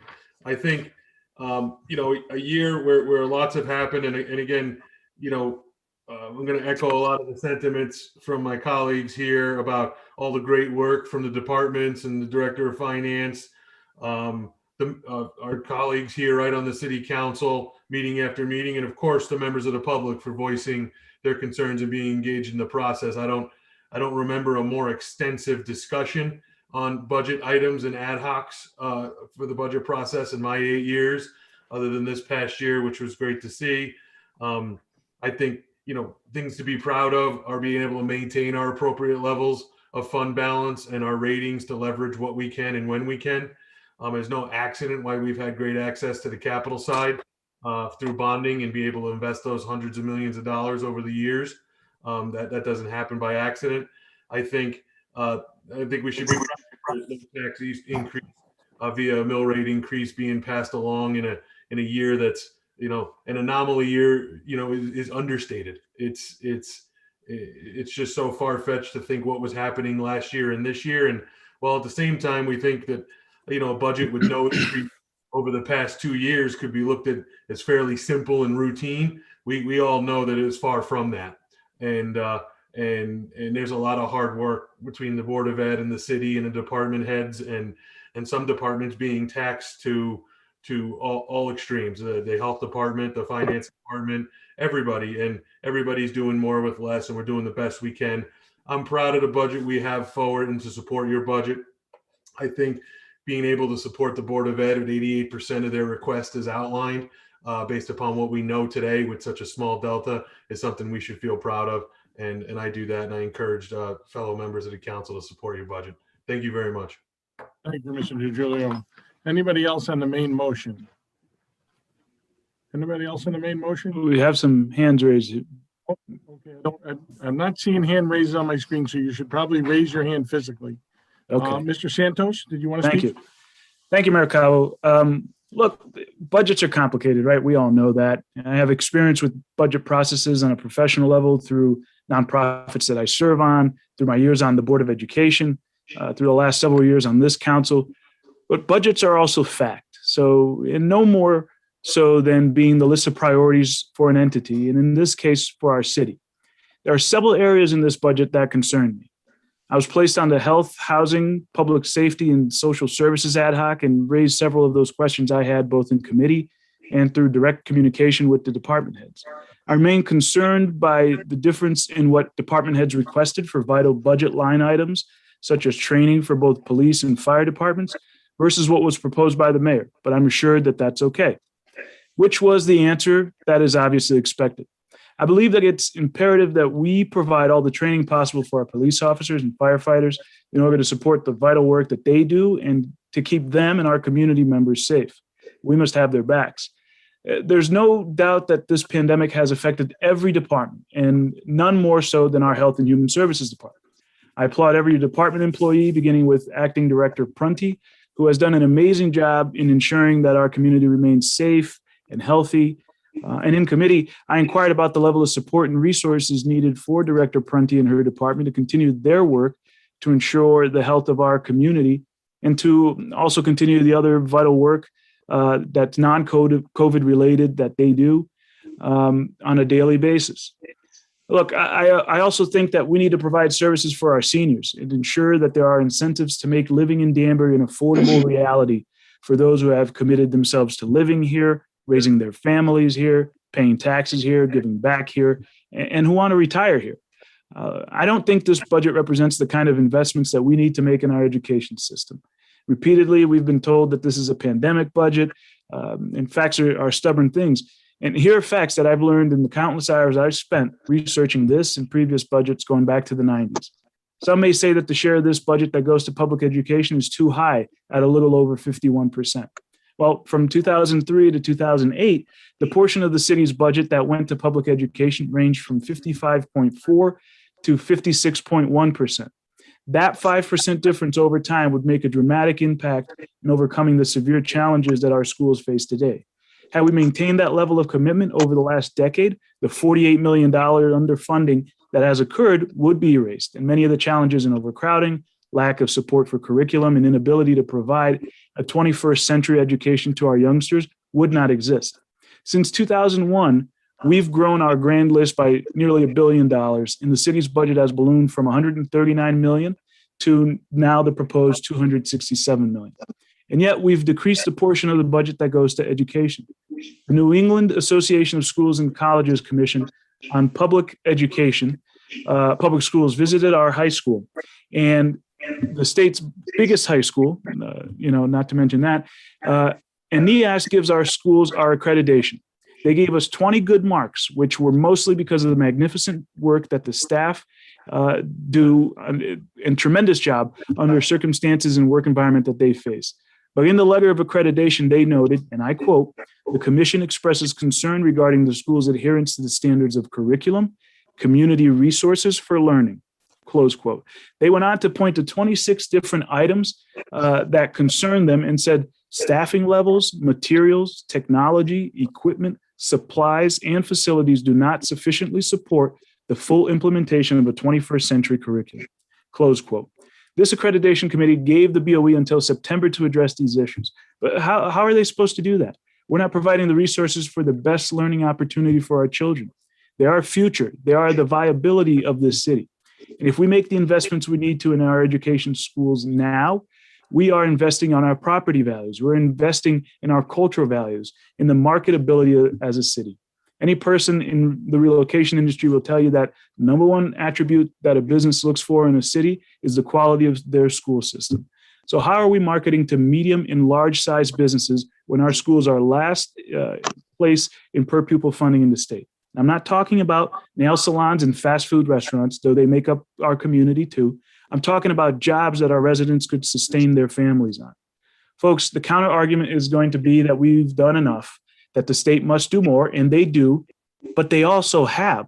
Our delegation has brought back millions of dollars from Hartford for our public schools in recent years, and I commend them for that. Keep it coming because we obviously need it.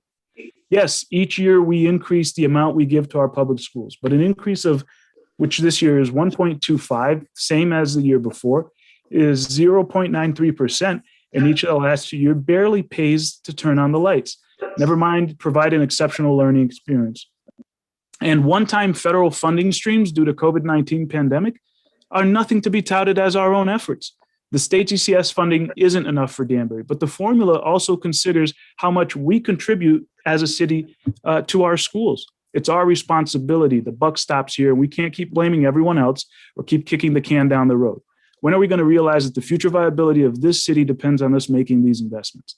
Investing in our schools means investing in the well-being of our seniors, their affordability to retire here in Danbury. It means better roads and safer streets. It's our moral imperative to educate each student and give each child the opportunity to succeed in life. Just listen to their own words, what they go through. Students in overcrowded classrooms, classes in janitors' closets, guidance counselors with 350 students assigned to them, like we heard Councilman Salvatore say, and not having the ability to reach each one of them. Students falling through the cracks because the staff just can't get to every single child. It's not physically possible and it's not their fault. Our educators are not asking for more than what they need to educate our children. Councilman Alves and I have our children in the public schools here, but it isn't about Chloe or Julius or Catalina. It's about every single child in Danbury. And just because they're not my children doesn't mean I care less about their success. I'm a proud product of our school system, and I want to see each child have a shot at success and give back to their community too. And look, folks, research any successful city across the country as I have, and you'll learn that a key ingredient to their success was making much needed investments into their public education system. Good schools attract sustainable business growth. The Board of Education is asking for the funds they need, not just what they want. They have a dire need and they know best. Look, I'm concerned about future budgets where we will be forced to raise the mill rate drastically because we haven't had the foresight in the last 10 years to realize the dire situation that we were slipping into. I worry for my constituents. I worry for working families. I worry about my constituents who are seniors. I worry for all of Danbury seniors. For these and many other reasons, I do not think this budget sets the proper priorities for our city as we come out of this pandemic and does not adequately address the challenges we face. Therefore, on this budget, mine will be a no vote. Thank you, Mayor. Thank you, Councilman. Mr. Alves?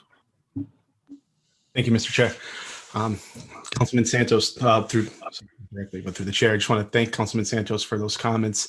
The dad, I'll keep mine short out of respect for everybody else as well.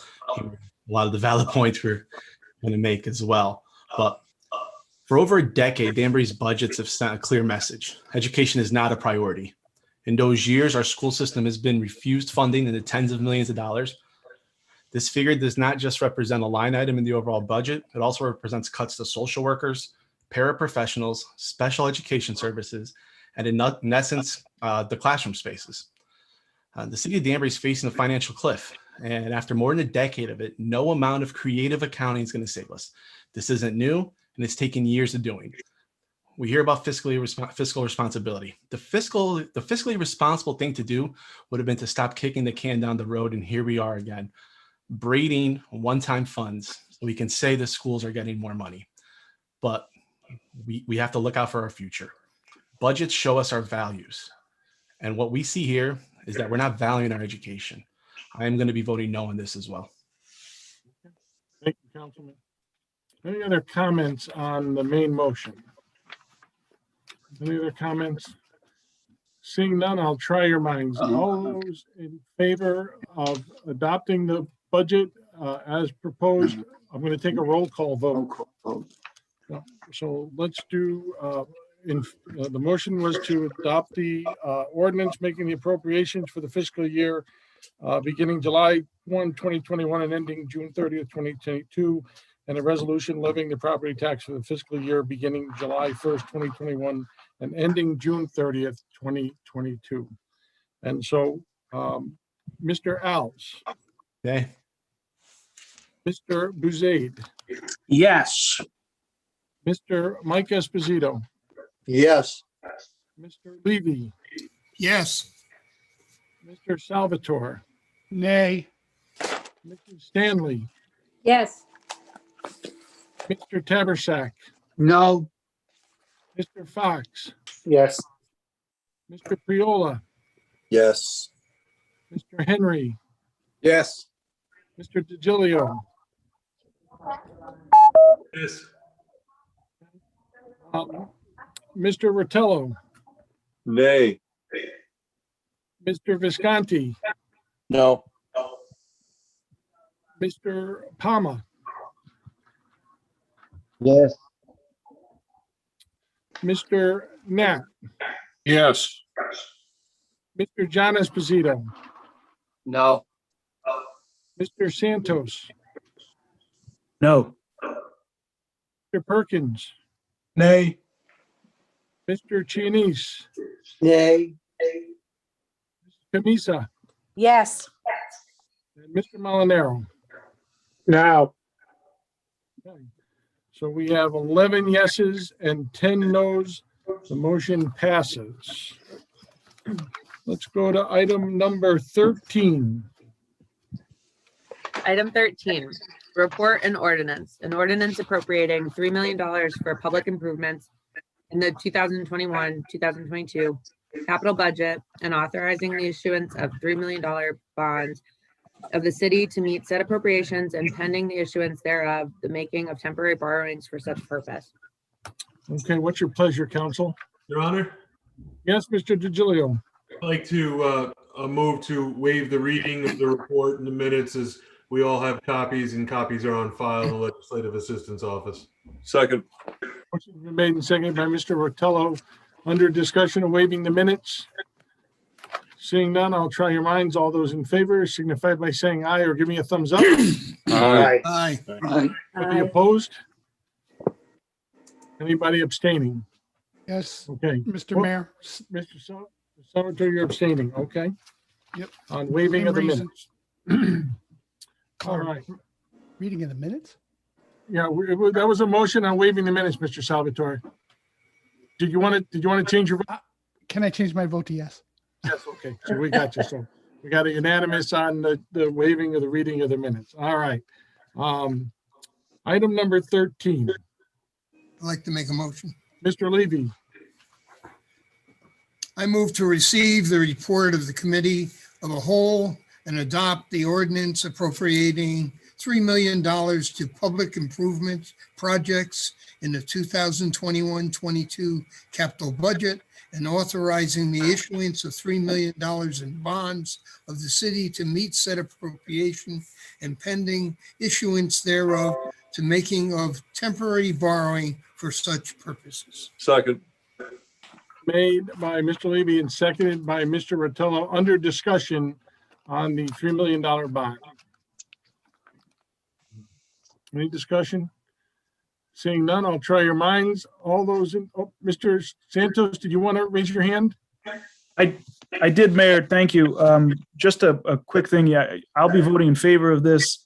But I would like to see in the future some kind of explanation to what road work and what paving we're going to be doing, just so that we can get a better, a clearer answer on what we can expect for our constituents in the future. Thank you. Anybody else have any questions or comments on this motion, on the motion? Mr. Salvatore. Yes, Mr. Mayor, I just want to explain, I'm going to abstain on this because again, the information, what we heard in the committee and what was in the minutes makes me need to abstain because of the same reason that's listed in the minutes. But if we had more information and we knew what all the projects really were for, I think I could vote one way or the other, but I'm going to have to abstain from this vote. Okay, Mr. Salvatore, that's fine. Anybody else on this item? Mr. Mayor, if I may. Mr. Visconti, please. Yeah, I know that this money is going to be used for a lot of infrastructure. And one of the things that I have been really looking to get done, at myself and a lot of other people, down in Rogers Park, they just planted some new trees beyond the Westerners Field, and they're nice. I think they're great. But we've always wanted to get sidewalks put in from the school driveway going into the school just to the driveway and parking lot of where the ballpark is for where the kids play. I don't think this is a lot of money that would have to be spent, but I would like to have someone at least take a look and see what could be done down there. We've been trying to get it done. A lot of people walk there every day. The kids have to walk out in the road if they, or on the other side of the street if they can. It's just a very serious situation, especially what we've got going on down there now, which is a whole nother ballgame. Thank you. Hey, Mr. Visconti, thank you very much. I appreciate that. And that also has been a concern of mine through the years past. And so we certainly will look at that. I believe there has been some discussion about that, and I think you'll probably see that happen pretty soon. So thank you for that. Any other discussion on this item? Seeing none, I'll try your minds. All those in favor signify by saying aye. Aye. Anybody opposed? And we have Mr. Salvatore abstaining. Okay, so motion passes with one abstention, Mr. Salvatore. Item number 14. Item 14 is a report and ordinance on Code of Ordinance Section 44-53, tax freeze for elderly homeowners. Your Honor. Mr. DiGiulio? Yes, I move to waive the reading of the report and minutes, as we all have copies, and copies are on file in the Legislative Assistance Office. Motion been made to waive the minutes. Do we have a second? Second. Mr. Camisa, second that motion. All those in favor of waiving the reading of the minutes of the report signify by saying aye or give me a thumbs up. Aye. Aye. Anybody abstaining? Anybody in the negative? Okay, motion carries unanimously to waive the reading of the minutes. Council, item number 14, what's your pleasure? Mrs. Stanley. I see you. Thank you, Your Honor. Go I ahead. move to receive the Committee of the Whole report and adopt the amendment of Code of Ordinances, Section 44-53, to extend the tax freeze program for the elderly homeowners through the filing of October 21st, 2021 grand list. Second. Motion's been made and seconded by Mr. Tabersack, I believe. Okay, under discussion on this item, Your Honor. Mr. Cheney's. Thank you, Your Honor. I know we talked about this in last year's budget, and it came up again in this year's budget, that this is not necessarily the best program for the elderly, for the elderly tax breaks that we give. And so I want a question to the tax assessor, is she's going to be working on any new types of programs that can better serve our seniors? Because right now, as Councilman Farley said, we're not doing enough. Great question. And so, Mr. Cheney's, I will tell you that Mr. St. Hilaire, myself, and Donna Murphy, our tax assessor, have had a conversation about this during the budget process. And right after the budget process is over, we're going to go to work on a program for senior tax freeze that makes more sense and is more workable and fair and equitable. So I can just leave you with that. If you're okay with that, we can continue on. That's good news. Thank you, Mr. Mayor. Thank you, Mr. Cheney. I appreciate that. Any other comments on this item? Mayor Cabo? Yes, Mr. Tabersack. Okay, I'm going to probably save this for Mr. St. Hilaire and talk to him specially, but the thing is, I would like the specifics of what's so inadequate about the program. I think we're doing this because I think it's something that's really helped people, and overall. But if there are a number of shortcomings, you know, and I'll be honest with you, I really don't know what these are, and I would like them to be spelled out, but I think I could probably do this by asking him, so forth. I second the motion because I think it's better to have this right now than not have it. Okay. And that's exactly how we felt about it too, Mr. Tabersack. But we realized in discussions during this budget process that there are some things that need to be tweaked in it. You will see a senior tax freeze in next year's budget, but it just may be of a little different design and crafted just a little differently, but it'll still be there. And so don't be afraid that we're taking it away. We're just going to fix it so that it's more equitable for folks. All right, thank you. Thank you, Mr. Tabersack. Anything else on item number 13? Seeing none, I'll try your minds. Oh, I'm sorry, 14. Seeing none, I'll try your minds. All those in favor signify by saying aye or give me a thumbs up. Aye. Aye. Anybody opposed? Anybody abstaining? Okay, the ayes have it unanimously. Motion carries. Item number 15. Item 15, report and ordinance from the Governmental Entities Review Board on Code of Ordinance, Section 2-259, Schedule of Termination of Government Entities. Okay, what's your pleasure, counsel? Your Mr. Honor, DiGiulio? I'll make Waive the motion minutes. to waive the reading of the report, and the minutes will have copies, and copies are on file with the Legislative Assistance Office. Second. It's been made and seconded by Mr. Rotello. Under discussion for waiving of the minutes. Anybody have any issues, concerns? Seeing none, I'll try your minds on waiving of the minutes. Please, all those in favor signify by saying aye or give me a thumbs up. Aye. Aye. Anybody opposed? Anybody abstaining? Okay, motion carries unanimously to waive the reading of the minutes. Item number 15, government entities. What's your pleasure? Mr. Levy? Your Honor, I move to receive the ad hoc committee report of March 23rd, 2021, and recommend that it authorize the entities and set forth in the Code of Ordinance, Section 2-259A as proposed. Okay, Second. motion's been made and seconded by Mr. Visconti. Under discussion of this item, Your Honor, Mr. Chinis. thank you. Again, through you to David St. Hilaro, to you yourself. I know during the ad hoc, the Charles Ive Authority spoke about actually dissolving the authority. And it was the ad hoc's decision to keep it alive.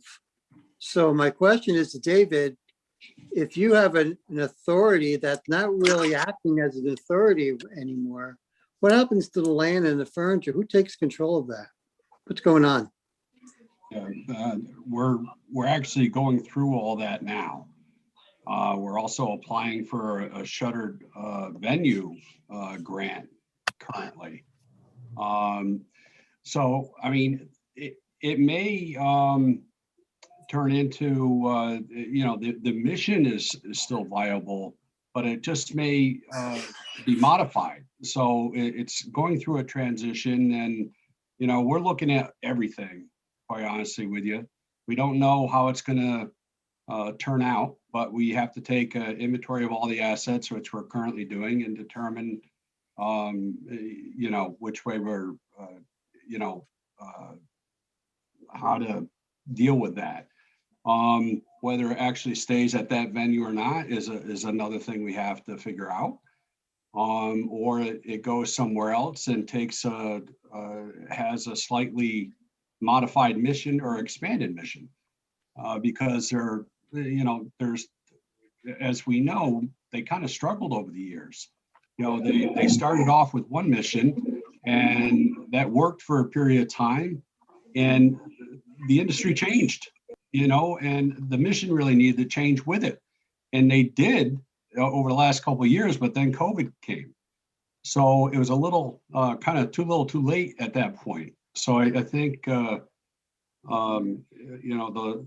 quick answer is we're reevaluating, and not dissolving is a good thing. It gives us time to do that. It also gives us an opportunity to apply for a grant to recover some of the closeout funds, and to perhaps have some funds to start up and reassess.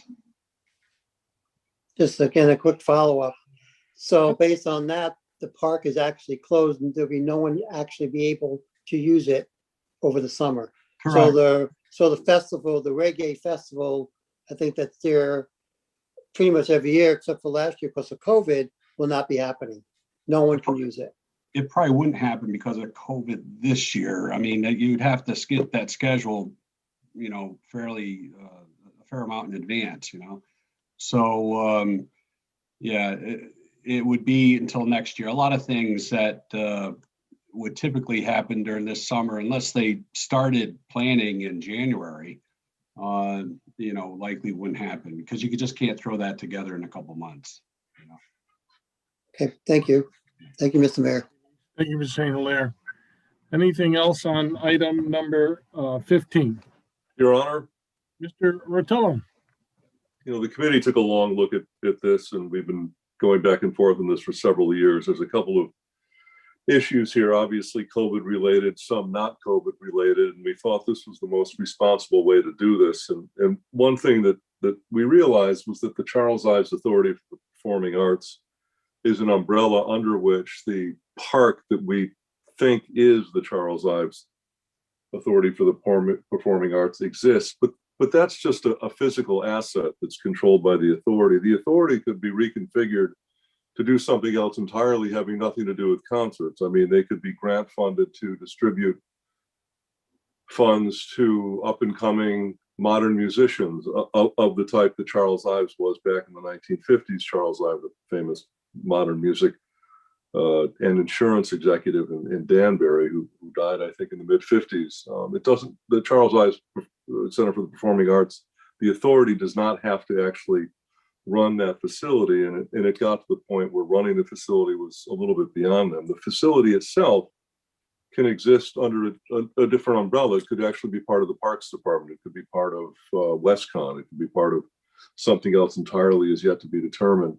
So what we felt was that by keeping the authority alive, it would give the city and WestCon the ability to sort of navigate those two avenues. What do we do with the authority? What do we do with a concert venue? The concert venue itself, the physical asset, needs some work and needs some money, needs some funding. The city may not be ready to do that, but there may be members of the community that are willing to step in.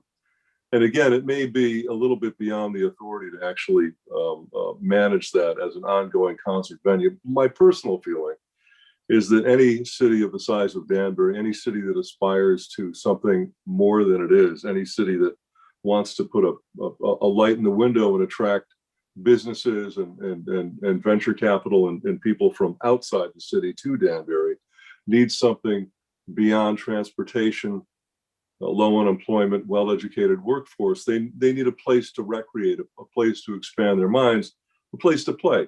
And we've got a park system that's second to none. One thing we don't have is a performing arts center. So I've always felt that it was an important asset for the city. And regardless of how we manage that and under what umbrella it is managed, I think, and I would like to think that it will continue well into the future. As something named in honor of Charles Ives will also continue well into the future. Whether those two things are married like they're married today or they go their separate ways is of little relevance to me, as long as we maintain a position where both are healthy and active. And I think that by allowing this authority to continue for at least another year, it buys us some time to do that, in spite of the fact that the authority itself more preferred to be closed down. So that's why we did that, and I think it makes sense. Thank you, Your Honor. Well said, Mr. Otello. Thank you very much. Any other comments on item number 15? Seeing none, I'll try your minds. All those in favor signify by saying aye or give me a thumbs up.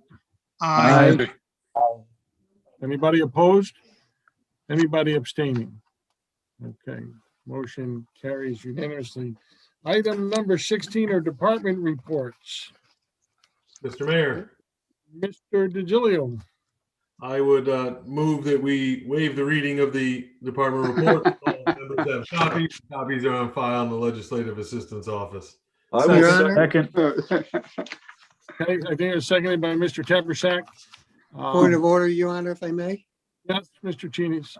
Thank you. I don't know if it's going to be done at the end, but the downtown district, are we going to pull that from the table? Yeah, we're going to do that after the department reports, Mr. After the Cheney's. department Thank you. reports. Okay. Appreciate it. All right, I'm going to try your minds on the waiving of the minutes of the department reports. All those in favor signify by saying aye. Aye. Aye. Any opposed? Anybody abstaining? Okay, motion carries unanimously to waive the departmental reports. Under discussion for departmental, I need a motion on departmental reports. Mr. DiGilio.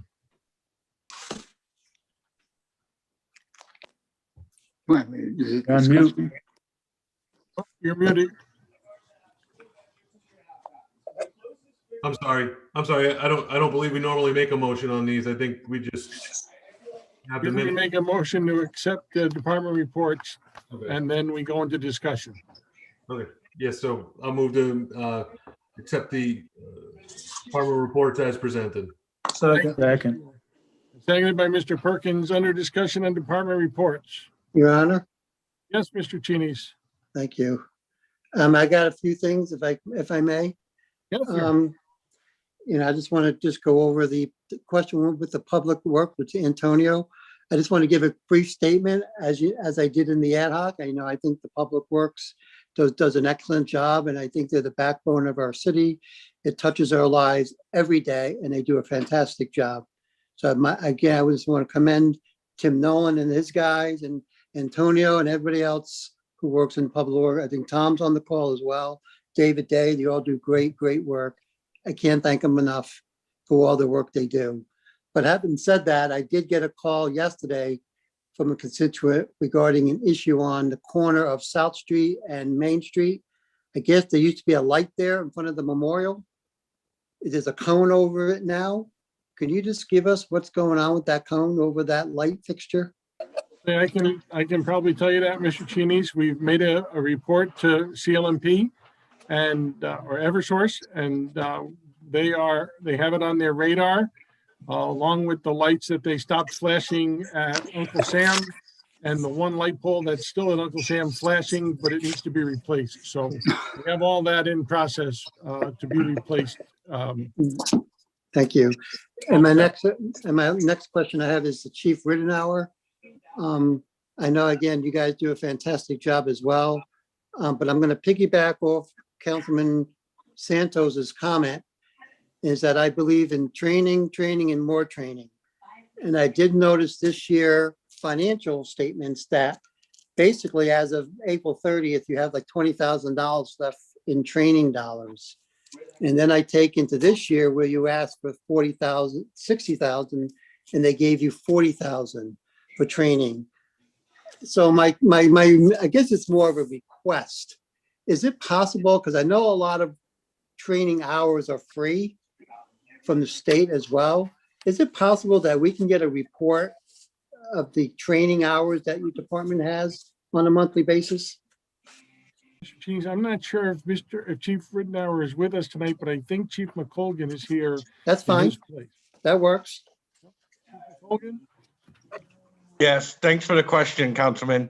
I think that would be an easy thing for us to do, to give you a monthly training report. And the reason why you saw such a disparity is because we were forced to shut down much of our training last year due to COVID, because a lot of what we do takes place in person and we weren't able to do that. Okay, and that's going to continue this year? You're going to be able to do more in person this year then? Yeah, yes, we already are doing more training in person. As the restrictions lift, we're upping our training in accordance with that. Okay, yeah, so if you can, I know the dollars doesn't always reflect what all you do, but I think the hours would do a better job. So thank you if you can. Thank you, Your Honor. Thank you, Mr. Cheney's. Mayor Cabo, Mayor Cabo, Mayor Cabo. Tabersack, yep, I've got you. Yes, maybe you can answer this. I was going to ask Kara. I delivered some stuff down to Super 8. Our group was on doing the sandwiches and stuff. And Jerome there, they had a sign on, and Jerome, who runs the place, said that the deal of the sale had been made, and the Super 8 was no longer accepting, paying guests, I guess. And I was wondering, was this right? Or and if so, just what is the status right now? You can do it if there's a deal. I'm sure you would know, because you told me. Remember, you told me you thought something could be done, might be done by the end of it of the month. Right, that's correct, Mr. Tabersack. The closing did happen on the Super 8 Motel, I believe, last Friday. And there was still some, the last I knew, there were still some issues with wiring of money. And so it's all in process right now. If it hasn't been completed by today, Thursday, I would expect that it's going to be done within the next day or so. Okay. I see who is the purchaser? So the state was the purchaser of the hotel as an agent, acting as an agent for Pacific House. Okay, all right, I see it, but we still have some work to do here in Danbury, right, on zoning and so forth. Is that correct? Yes, that's correct. Okay, but from what I gathered, it's going to be handling still somewhere up to about 70 or so people on a basis once it's started. That's my understanding. Is that correct? That is also correct. Yes. Okay.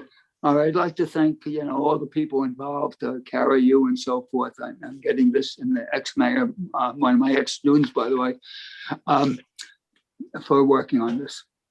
Thank you, Mr. Tabersack. It's been a big lift, and a lot of hands and a lot of folks involved made that lift a little bit easier. So appreciate your comments on that.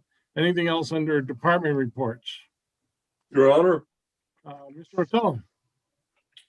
there was a legal notice in today's paper about phosphorus removal and our deep permits on outflow for the sewer plant. Everybody's favorite subject, certainly is mine. And one thing that came up, and I'll direct this to Antonio, Director Iadarola, was that we currently have a design flow permit of 15.5 million gallons a day, and the new one's going to go down to 12 million gallons a day. And I mean, apparently that has to do with how much phosphorus we're removing. But the thing is, if the inflow stays the same, where does the 3 million gallons go? I didn't quite get that. It's a legal notice. It's not an engineering schematic. So I was just curious. I saw that and I said, gee, that's interesting. It doesn't really add up. So I thought maybe somebody else in town might have seen that and had the same question, but I got elected to ask these. So I'm sending it off to Antonio. If you can jump in and explain that to me, I'd appreciate it, because I really don't know what's going on with that. Mr. Iadarola. Thank you, Mr. Mayor. Yeah, it's we've done an extensive planning study for the next what end up being about 50 years of the next lifespan of our sewer treatment plant. All of the engineering studies have shown that the 15.5 is just never going to be reached. So the last thing we want to do is design and invest systems that accommodate that flow, because it would cost our users incredible amount of money to have that facility installed, but yet the flows would really not be there. So the flow that you see and what has been advertised, which is going to be our next approved permit, is a reduction in that flow. And it's interesting, we're seeing a tremendous amount of consumption reduction based on, the low flow toilet flushes and all the other conservative measures that have become part of our life and have become part of the plumbing industry, which is really making every fixture as efficient as it can be. It's starting to show an impact. So the 15.5, which was basically a 1993 expectation of flow coming into a plant based on all the current studies, and we spent almost a year studying it, says it'll never come here. We'll never reach that. And there's absolutely no reason to design and spend money for such high flows when we'll never see them. So That's a very good question. I'm actually incredibly intrigued that you picked up on it. Yeah, that's exactly why we dropped down. And the state recognized our planning study, and they're on board with that. Oh, Antonio, you know I'm a sewer plant groupie. Hey, so it turns out we're actually using less water. That's the bottom line. Okay, because of all that stuff we're putting in our toilet tanks and shower heads and stuff like that. So that's good news. Then obviously you have some sort of overflow permit when we get a stormy day or something like that, right? Yeah, so we have a very large tank during extremely high flows, and usually related to high rain events where we're getting some infiltration or what's called inflow, better known in the industry as I&I. So what it does is it gets into our system. We have a huge tank where we park all that flow, and then we slowly process it through our system so it doesn't get inundated. The reduction in flow accommodates that I&I coming into our system and fully addresses the treatment of it. So we would never blow out, if you will, or overflow our system. I've seen that tank. It's awesome. Thank you, Mr. Director. Thank you, Mr. Mayor. Mr. Mayor? And mute. You're on mute, Mayor. Sorry, Mr. Perkins. Thank you, Mr. Mayor. Deputy Chief McColgan?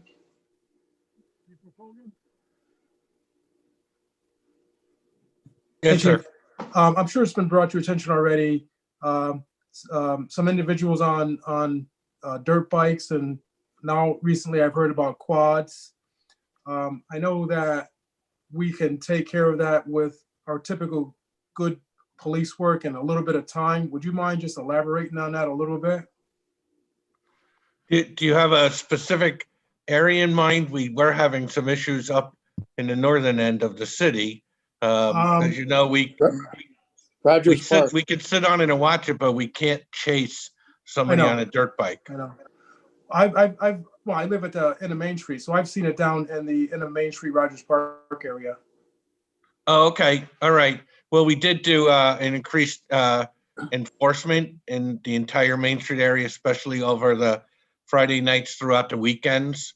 So, and we've definitely picked up the enforcement. I do have those numbers I could dig up if you wanted to see them, but we did. As a matter of fact, we got a request from the mayor's office about that, and we acted upon it. And we're going to continue to do that for as long as need be. Okay, thanks, Chief. Chief, thanks, Mr. Perkins. I appreciate it. And Chief, thank you for getting on that so quickly for us. I appreciate the PD's efforts on that. All right. Anything else under department reports? Yes, Mayor. Mr. Santos. Thank you, sir. First, just a very quick comment.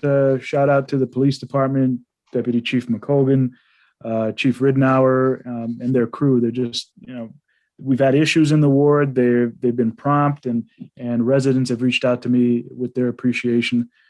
So I just wanted to publicly state that. And then my question is to the Director of Public Works, Antonio. Last meeting, Councilman Chenese asked you about paving projects, and as the weather is getting warmer, we're looking to see what's going to happen on that end. Are you able to provide us a list? If it's too much for you to do now, you can do it in writing via email. But I'd like to see if we can get a list of paving projects that you plan to undertake. I'm sure you've got to have some kind of schedule by now. Councilmember Santos, I appreciate your interest in this paving list. You have been very vocal about the list. I think if I had $1 for every time I made this speech, I'd be probably rich by now. Then let's not make it. Just so everybody understands, we just don't sit around and then wake up one day and decide what roads we're going to pave. There's a lot of planning that goes on with treating the paving list. It is a very fluid process, since it involves the amount of funding that we're going to get, evaluation of the funding. It also incorporates the amount of money that the state will eventually give us as part of the Public Works grant. And then we do our own analysis based on road conditions over the winter and some of the impacts that severely impact some of these roads. So yeah, usually by the end of April, we have a pretty comprehensive list. And I do want to tell you, our paving contractor's on board. If anybody has been on Long Ridge Road, they probably will see our paving contractors out there actively working. That's great. That road, and that is the first road, as we promised you all last fall, that would get done. And we are, as soon as that contract was signed, as soon as the mayor put his ink on that paper, the very next Monday, those folks were out there working. So we're very cognizant of all your constituents' needs, and we always try to address them. As you know, particularly I've worked closely with you on, on that front. So no, I appreciate that, Antonio. And I know, I mean, I know you've got a whole long list, and I don't mean for you to give it here now. I'm thankful that we're doing Long Ridge finally, and I know there's been a lot of advocacy from folks on here, Councilman House, Perkins, really appreciate you doing that. But if you could, at some point within the next week or so, send us over just a list of what you've got planned maybe for the next month. That way we can get a better view of what's going on. I know you guys are extremely busy. And again, I do appreciate all the work that your department does. I mean, Ben's absolutely right. There's so much that you guys do, and you're so key and vital to keeping the city running. So I appreciate that.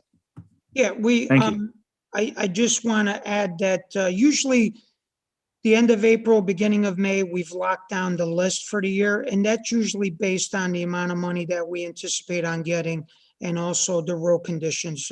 Very early in the spring, as soon as the frost and thawing cycle comes to an end, we evaluate our roads. So this year, I do want to tell you, council member, we're looking at about 12.31 miles of road. That's a pretty hefty appetite. And we've been grateful enough to what looks like a securing of funds to get that done. So we will move on that list, and I absolutely can produce this list now as an active list for you to share with your constituents. Excellent. Thank you, sir. Yeah. Thank you very much. Thank you, Your Honor. Thank you, Mr. Iadarola. Thank you, Mr. Santos. Anybody else in the department reports? Your Honor. Yeah, Mr. Esposito, Mr. John Esposito. Thank you, Your Honor. Through you to Mr. Iadarola. It's throughout the fourth ward in here, there's been some neighborhoods that have had some of the utilities lined out. You care to comment what's the reason for that, please? I'm sorry, I didn't quite get the question. I'm sorry. I didn't hear what you said exactly. Sorry, am I breaking up real bad? It wasn't clear or loud enough. Can you guys hear me any better? Yep. Sorry. Throughout the neighborhoods in the fourth ward, there's some that have the utilities spray painted and identified along the streets and sidewalks. I just interested to know what the purpose is. Sure. So this is happening in a couple wards. The gas company, Eversource Gas Company, and I see Council Member Farley shaking his head because him and I had just dealt with this in his immediate ward. They're under, the gas company's under a pretty strict mandate in the next year to 2 years to completely replace all the cast iron gas pipes that exist in our city. It's been a mandate, if you will. It's been a order that's been issued. So believe it or not, they're in our city right now and they're actively replacing all of those pipes. A lot of the pipes that we've been waiting to be replaced, some of them impacting our paving. Believe it or not, it's programmed to get done. So what you may be seeing is the markouts for existing utilities to get those design drawings done for the replacement of those gas lines. Believe it or not, the city of Danbury, out of the entire state, has probably one of the largest magnitude of cast iron gas pipes in the city. They're incredibly dangerous in the sense that they have aged and they're fragile. Any disturbance or any vibration, even from a large truck coming down the road, can create a gas leak. And as Paul probably can tell you, it's a real issue. It's an ongoing issue. We've been pushing Eversource for probably 4 years to move on this, and they finally are. With a little push from our legislative folks and from our regulatory folks at the state, they've been now mandated to replace those pipes. So a lot of those markouts you're seeing, much like what a council member Farley saw about 2 months ago, have now moved into what is a construction project for replacement of gas mains. So that's what I would speculate is those markouts. But you can also reach out to me tomorrow, and I can home in on it just to see if there's any other utility work that's being proposed. But I would guess at this point that it's a major gas line replacement project in your neighborhood, in your ward. Yeah, no, I was aware of, some other neighborhoods, that being the reason with the gas lines. I just wasn't sure if it was consistently the reason for every neighborhood with the utilities marked out. But no, I'm on board with that. That sounds really good that Eversource is starting to address those issues. It's definitely dangerous. Thank you, sir. Sure. We have a master plan for replacement in the entire city of Danbury that we're working on finalizing it. I think once it's finalized, I may just share it with you guys. Again, much like our paving list, it's only as good as the amount of funding that Eversource is able to allocate and actually the work that they can execute. So maybe something I can share with you all. Yeah, no, I think that would absolutely be important, especially with gas. There might be a disruption of service to the residents in those neighborhoods. So it would be important to know. So, everybody could distribute that information of when and where and how. That's absolutely a great idea. Thank you. Sure. And I just do want to preference by saying, although the master plan is a master plan, as Paul will tell you, in dealing with what we've been trying to replace in his ward for, it's got to be 4 years now. It isn't always the most accurate projection of work, but at least it's a start. We can kind of anticipate what their next move is going to be. Yes. Well, that's true. All right. Thank you. Thank you, Mr. Anderson, and thank you, Mr. Esposito. Appreciate it. Anything else under department reports? Okay, I just wanted to give the Chief McColgan an opportunity just to talk, because I know there was a question, I think, in one of the public comments about body cams and car cams. And Chief, did you want to just mention something about that tonight? Yes, Mr. Mayor, thank you. In reference to the body worn cameras, I know Mr. Brown had asked about the training, and are we going to continue it in accordance with the police transparency and accountability bill?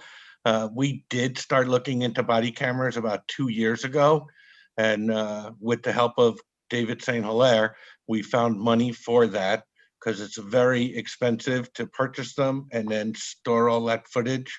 So we did get our body worn cameras at the end of last year, and we recently completed training, and you'll notice every uniform officer out on the street is wearing a body worn camera, and we have upgraded at least 35 of our marked police vehicles with cameras that are compatible with the body worn cameras that work together in sync with them. So we were well ahead of the cycle of doing it. And we are now currently awaiting additional cameras to come in because the entire country is trying to get up to speed on body worn cameras. So they're in high demand. So trying to get enough for everybody. And you will be seeing the chief and I both when we are in uniform wearing our body worn cameras too. So, and just to go back real quick for Mr. Cheney's, we do have training in the chief's monthly report, but we will separate it out what's department wide and what's just for the chief, just to make it a little clearer. Thank you.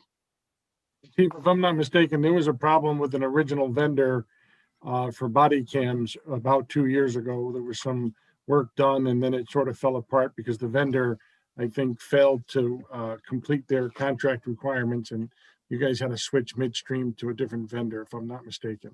You're exactly right, Mayor. We had signed on with a vendor and we were just about to start the process. We had tested out several different vendors, had picked one, had signed on with them. We were about to start the process and they merged with another camera company and we were back to square one because the new product was not up to speed in accordance with what we wanted or needed for the department. So you're right, we had to start from scratch, but I think we now have a very good product on hand.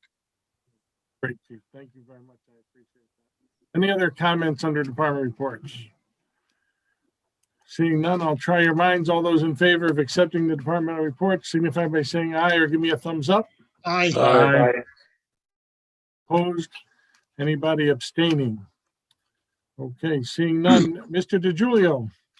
Yes, Your Honor. I'd like to move at this time we take from the table agenda item number 4 from the April 6th City Council meeting titled the Downtown Special Services District Tax Levy and Resolution. Pleasure, Council.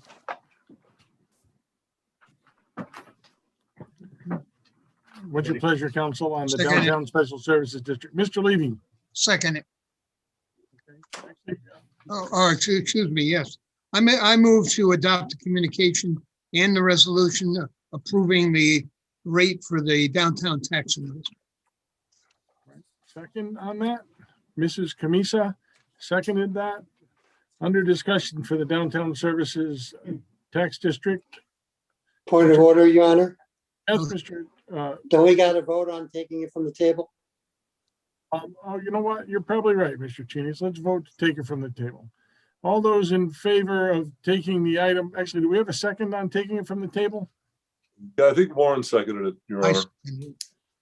We have a motion made and seconded to take it from the table. All those in favor of taking item, the Downtown Special Services District from the table signify by saying aye. Aye. Aye. Anybody opposed?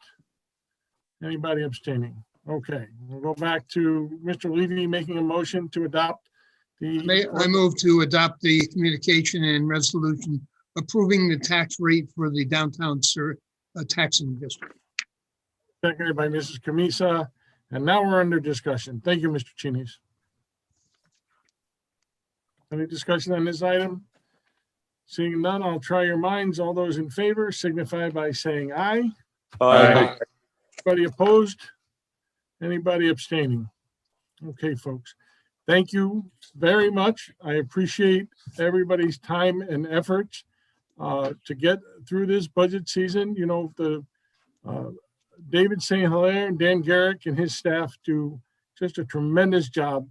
Long hours, a lot of work, just constant time, and it's appreciated by myself and this office and by, I'm certain, you as well as the public for the great job that they do. You know, our department heads start on their budget requests sometime in December, so this is a long process for everybody and culminates here tonight. And I appreciate the department heads for their input and time and effort on this process as well as, you know, the staff in my office and Taylor especially for being able to handle all the meetings and getting them out on YouTube during a pandemic situation. Frank has done a great job in IT for all of us, and grateful to him for those efforts. And for our legislative assistant for her efforts in coordinating all your budget ad hocs, and Miss Lori Gore for taking the minutes so efficiently and getting them out to us every month. So it's a great team effort, and I appreciate everybody's time and efforts on all of this. At this time, I'm going to extend all committees. I do need to make a change on one committee that was made last month. Item number 7 from the April 6th agenda. I'm going to replace Mr. DiGilio, who I put in the chair, with Mr. Levy. And I'm going to add Mr. Knapp to that committee, and Mr. Santos was on that committee. So I'm just going to replace the chair on that due to a conflict. So we'll do that, and I'll extend all of the committees. And at this time, I'll Move to entertain a adjourn. motion to adjourn. Yeah, Mr. Mayor? Grillo. Mr. Grillo? I'm Did you sorry, that make was them? me, Mayor. Who will be the chair on that committee? The chair is going to be Mr. Levy. Mr. Levy. Mr. Levy, Thank and then Mr. Knapp, and then you, Mr. Santos. Okay, Thank you. at this time, I'll entertain a motion to adjourn, Mr. So Viola, moved. and seconded by Mr. Rotolo. Second. All those in favor of adjournment Aye. signify by saying aye. Thumbs Aye. up. Aye. Thank you, everybody.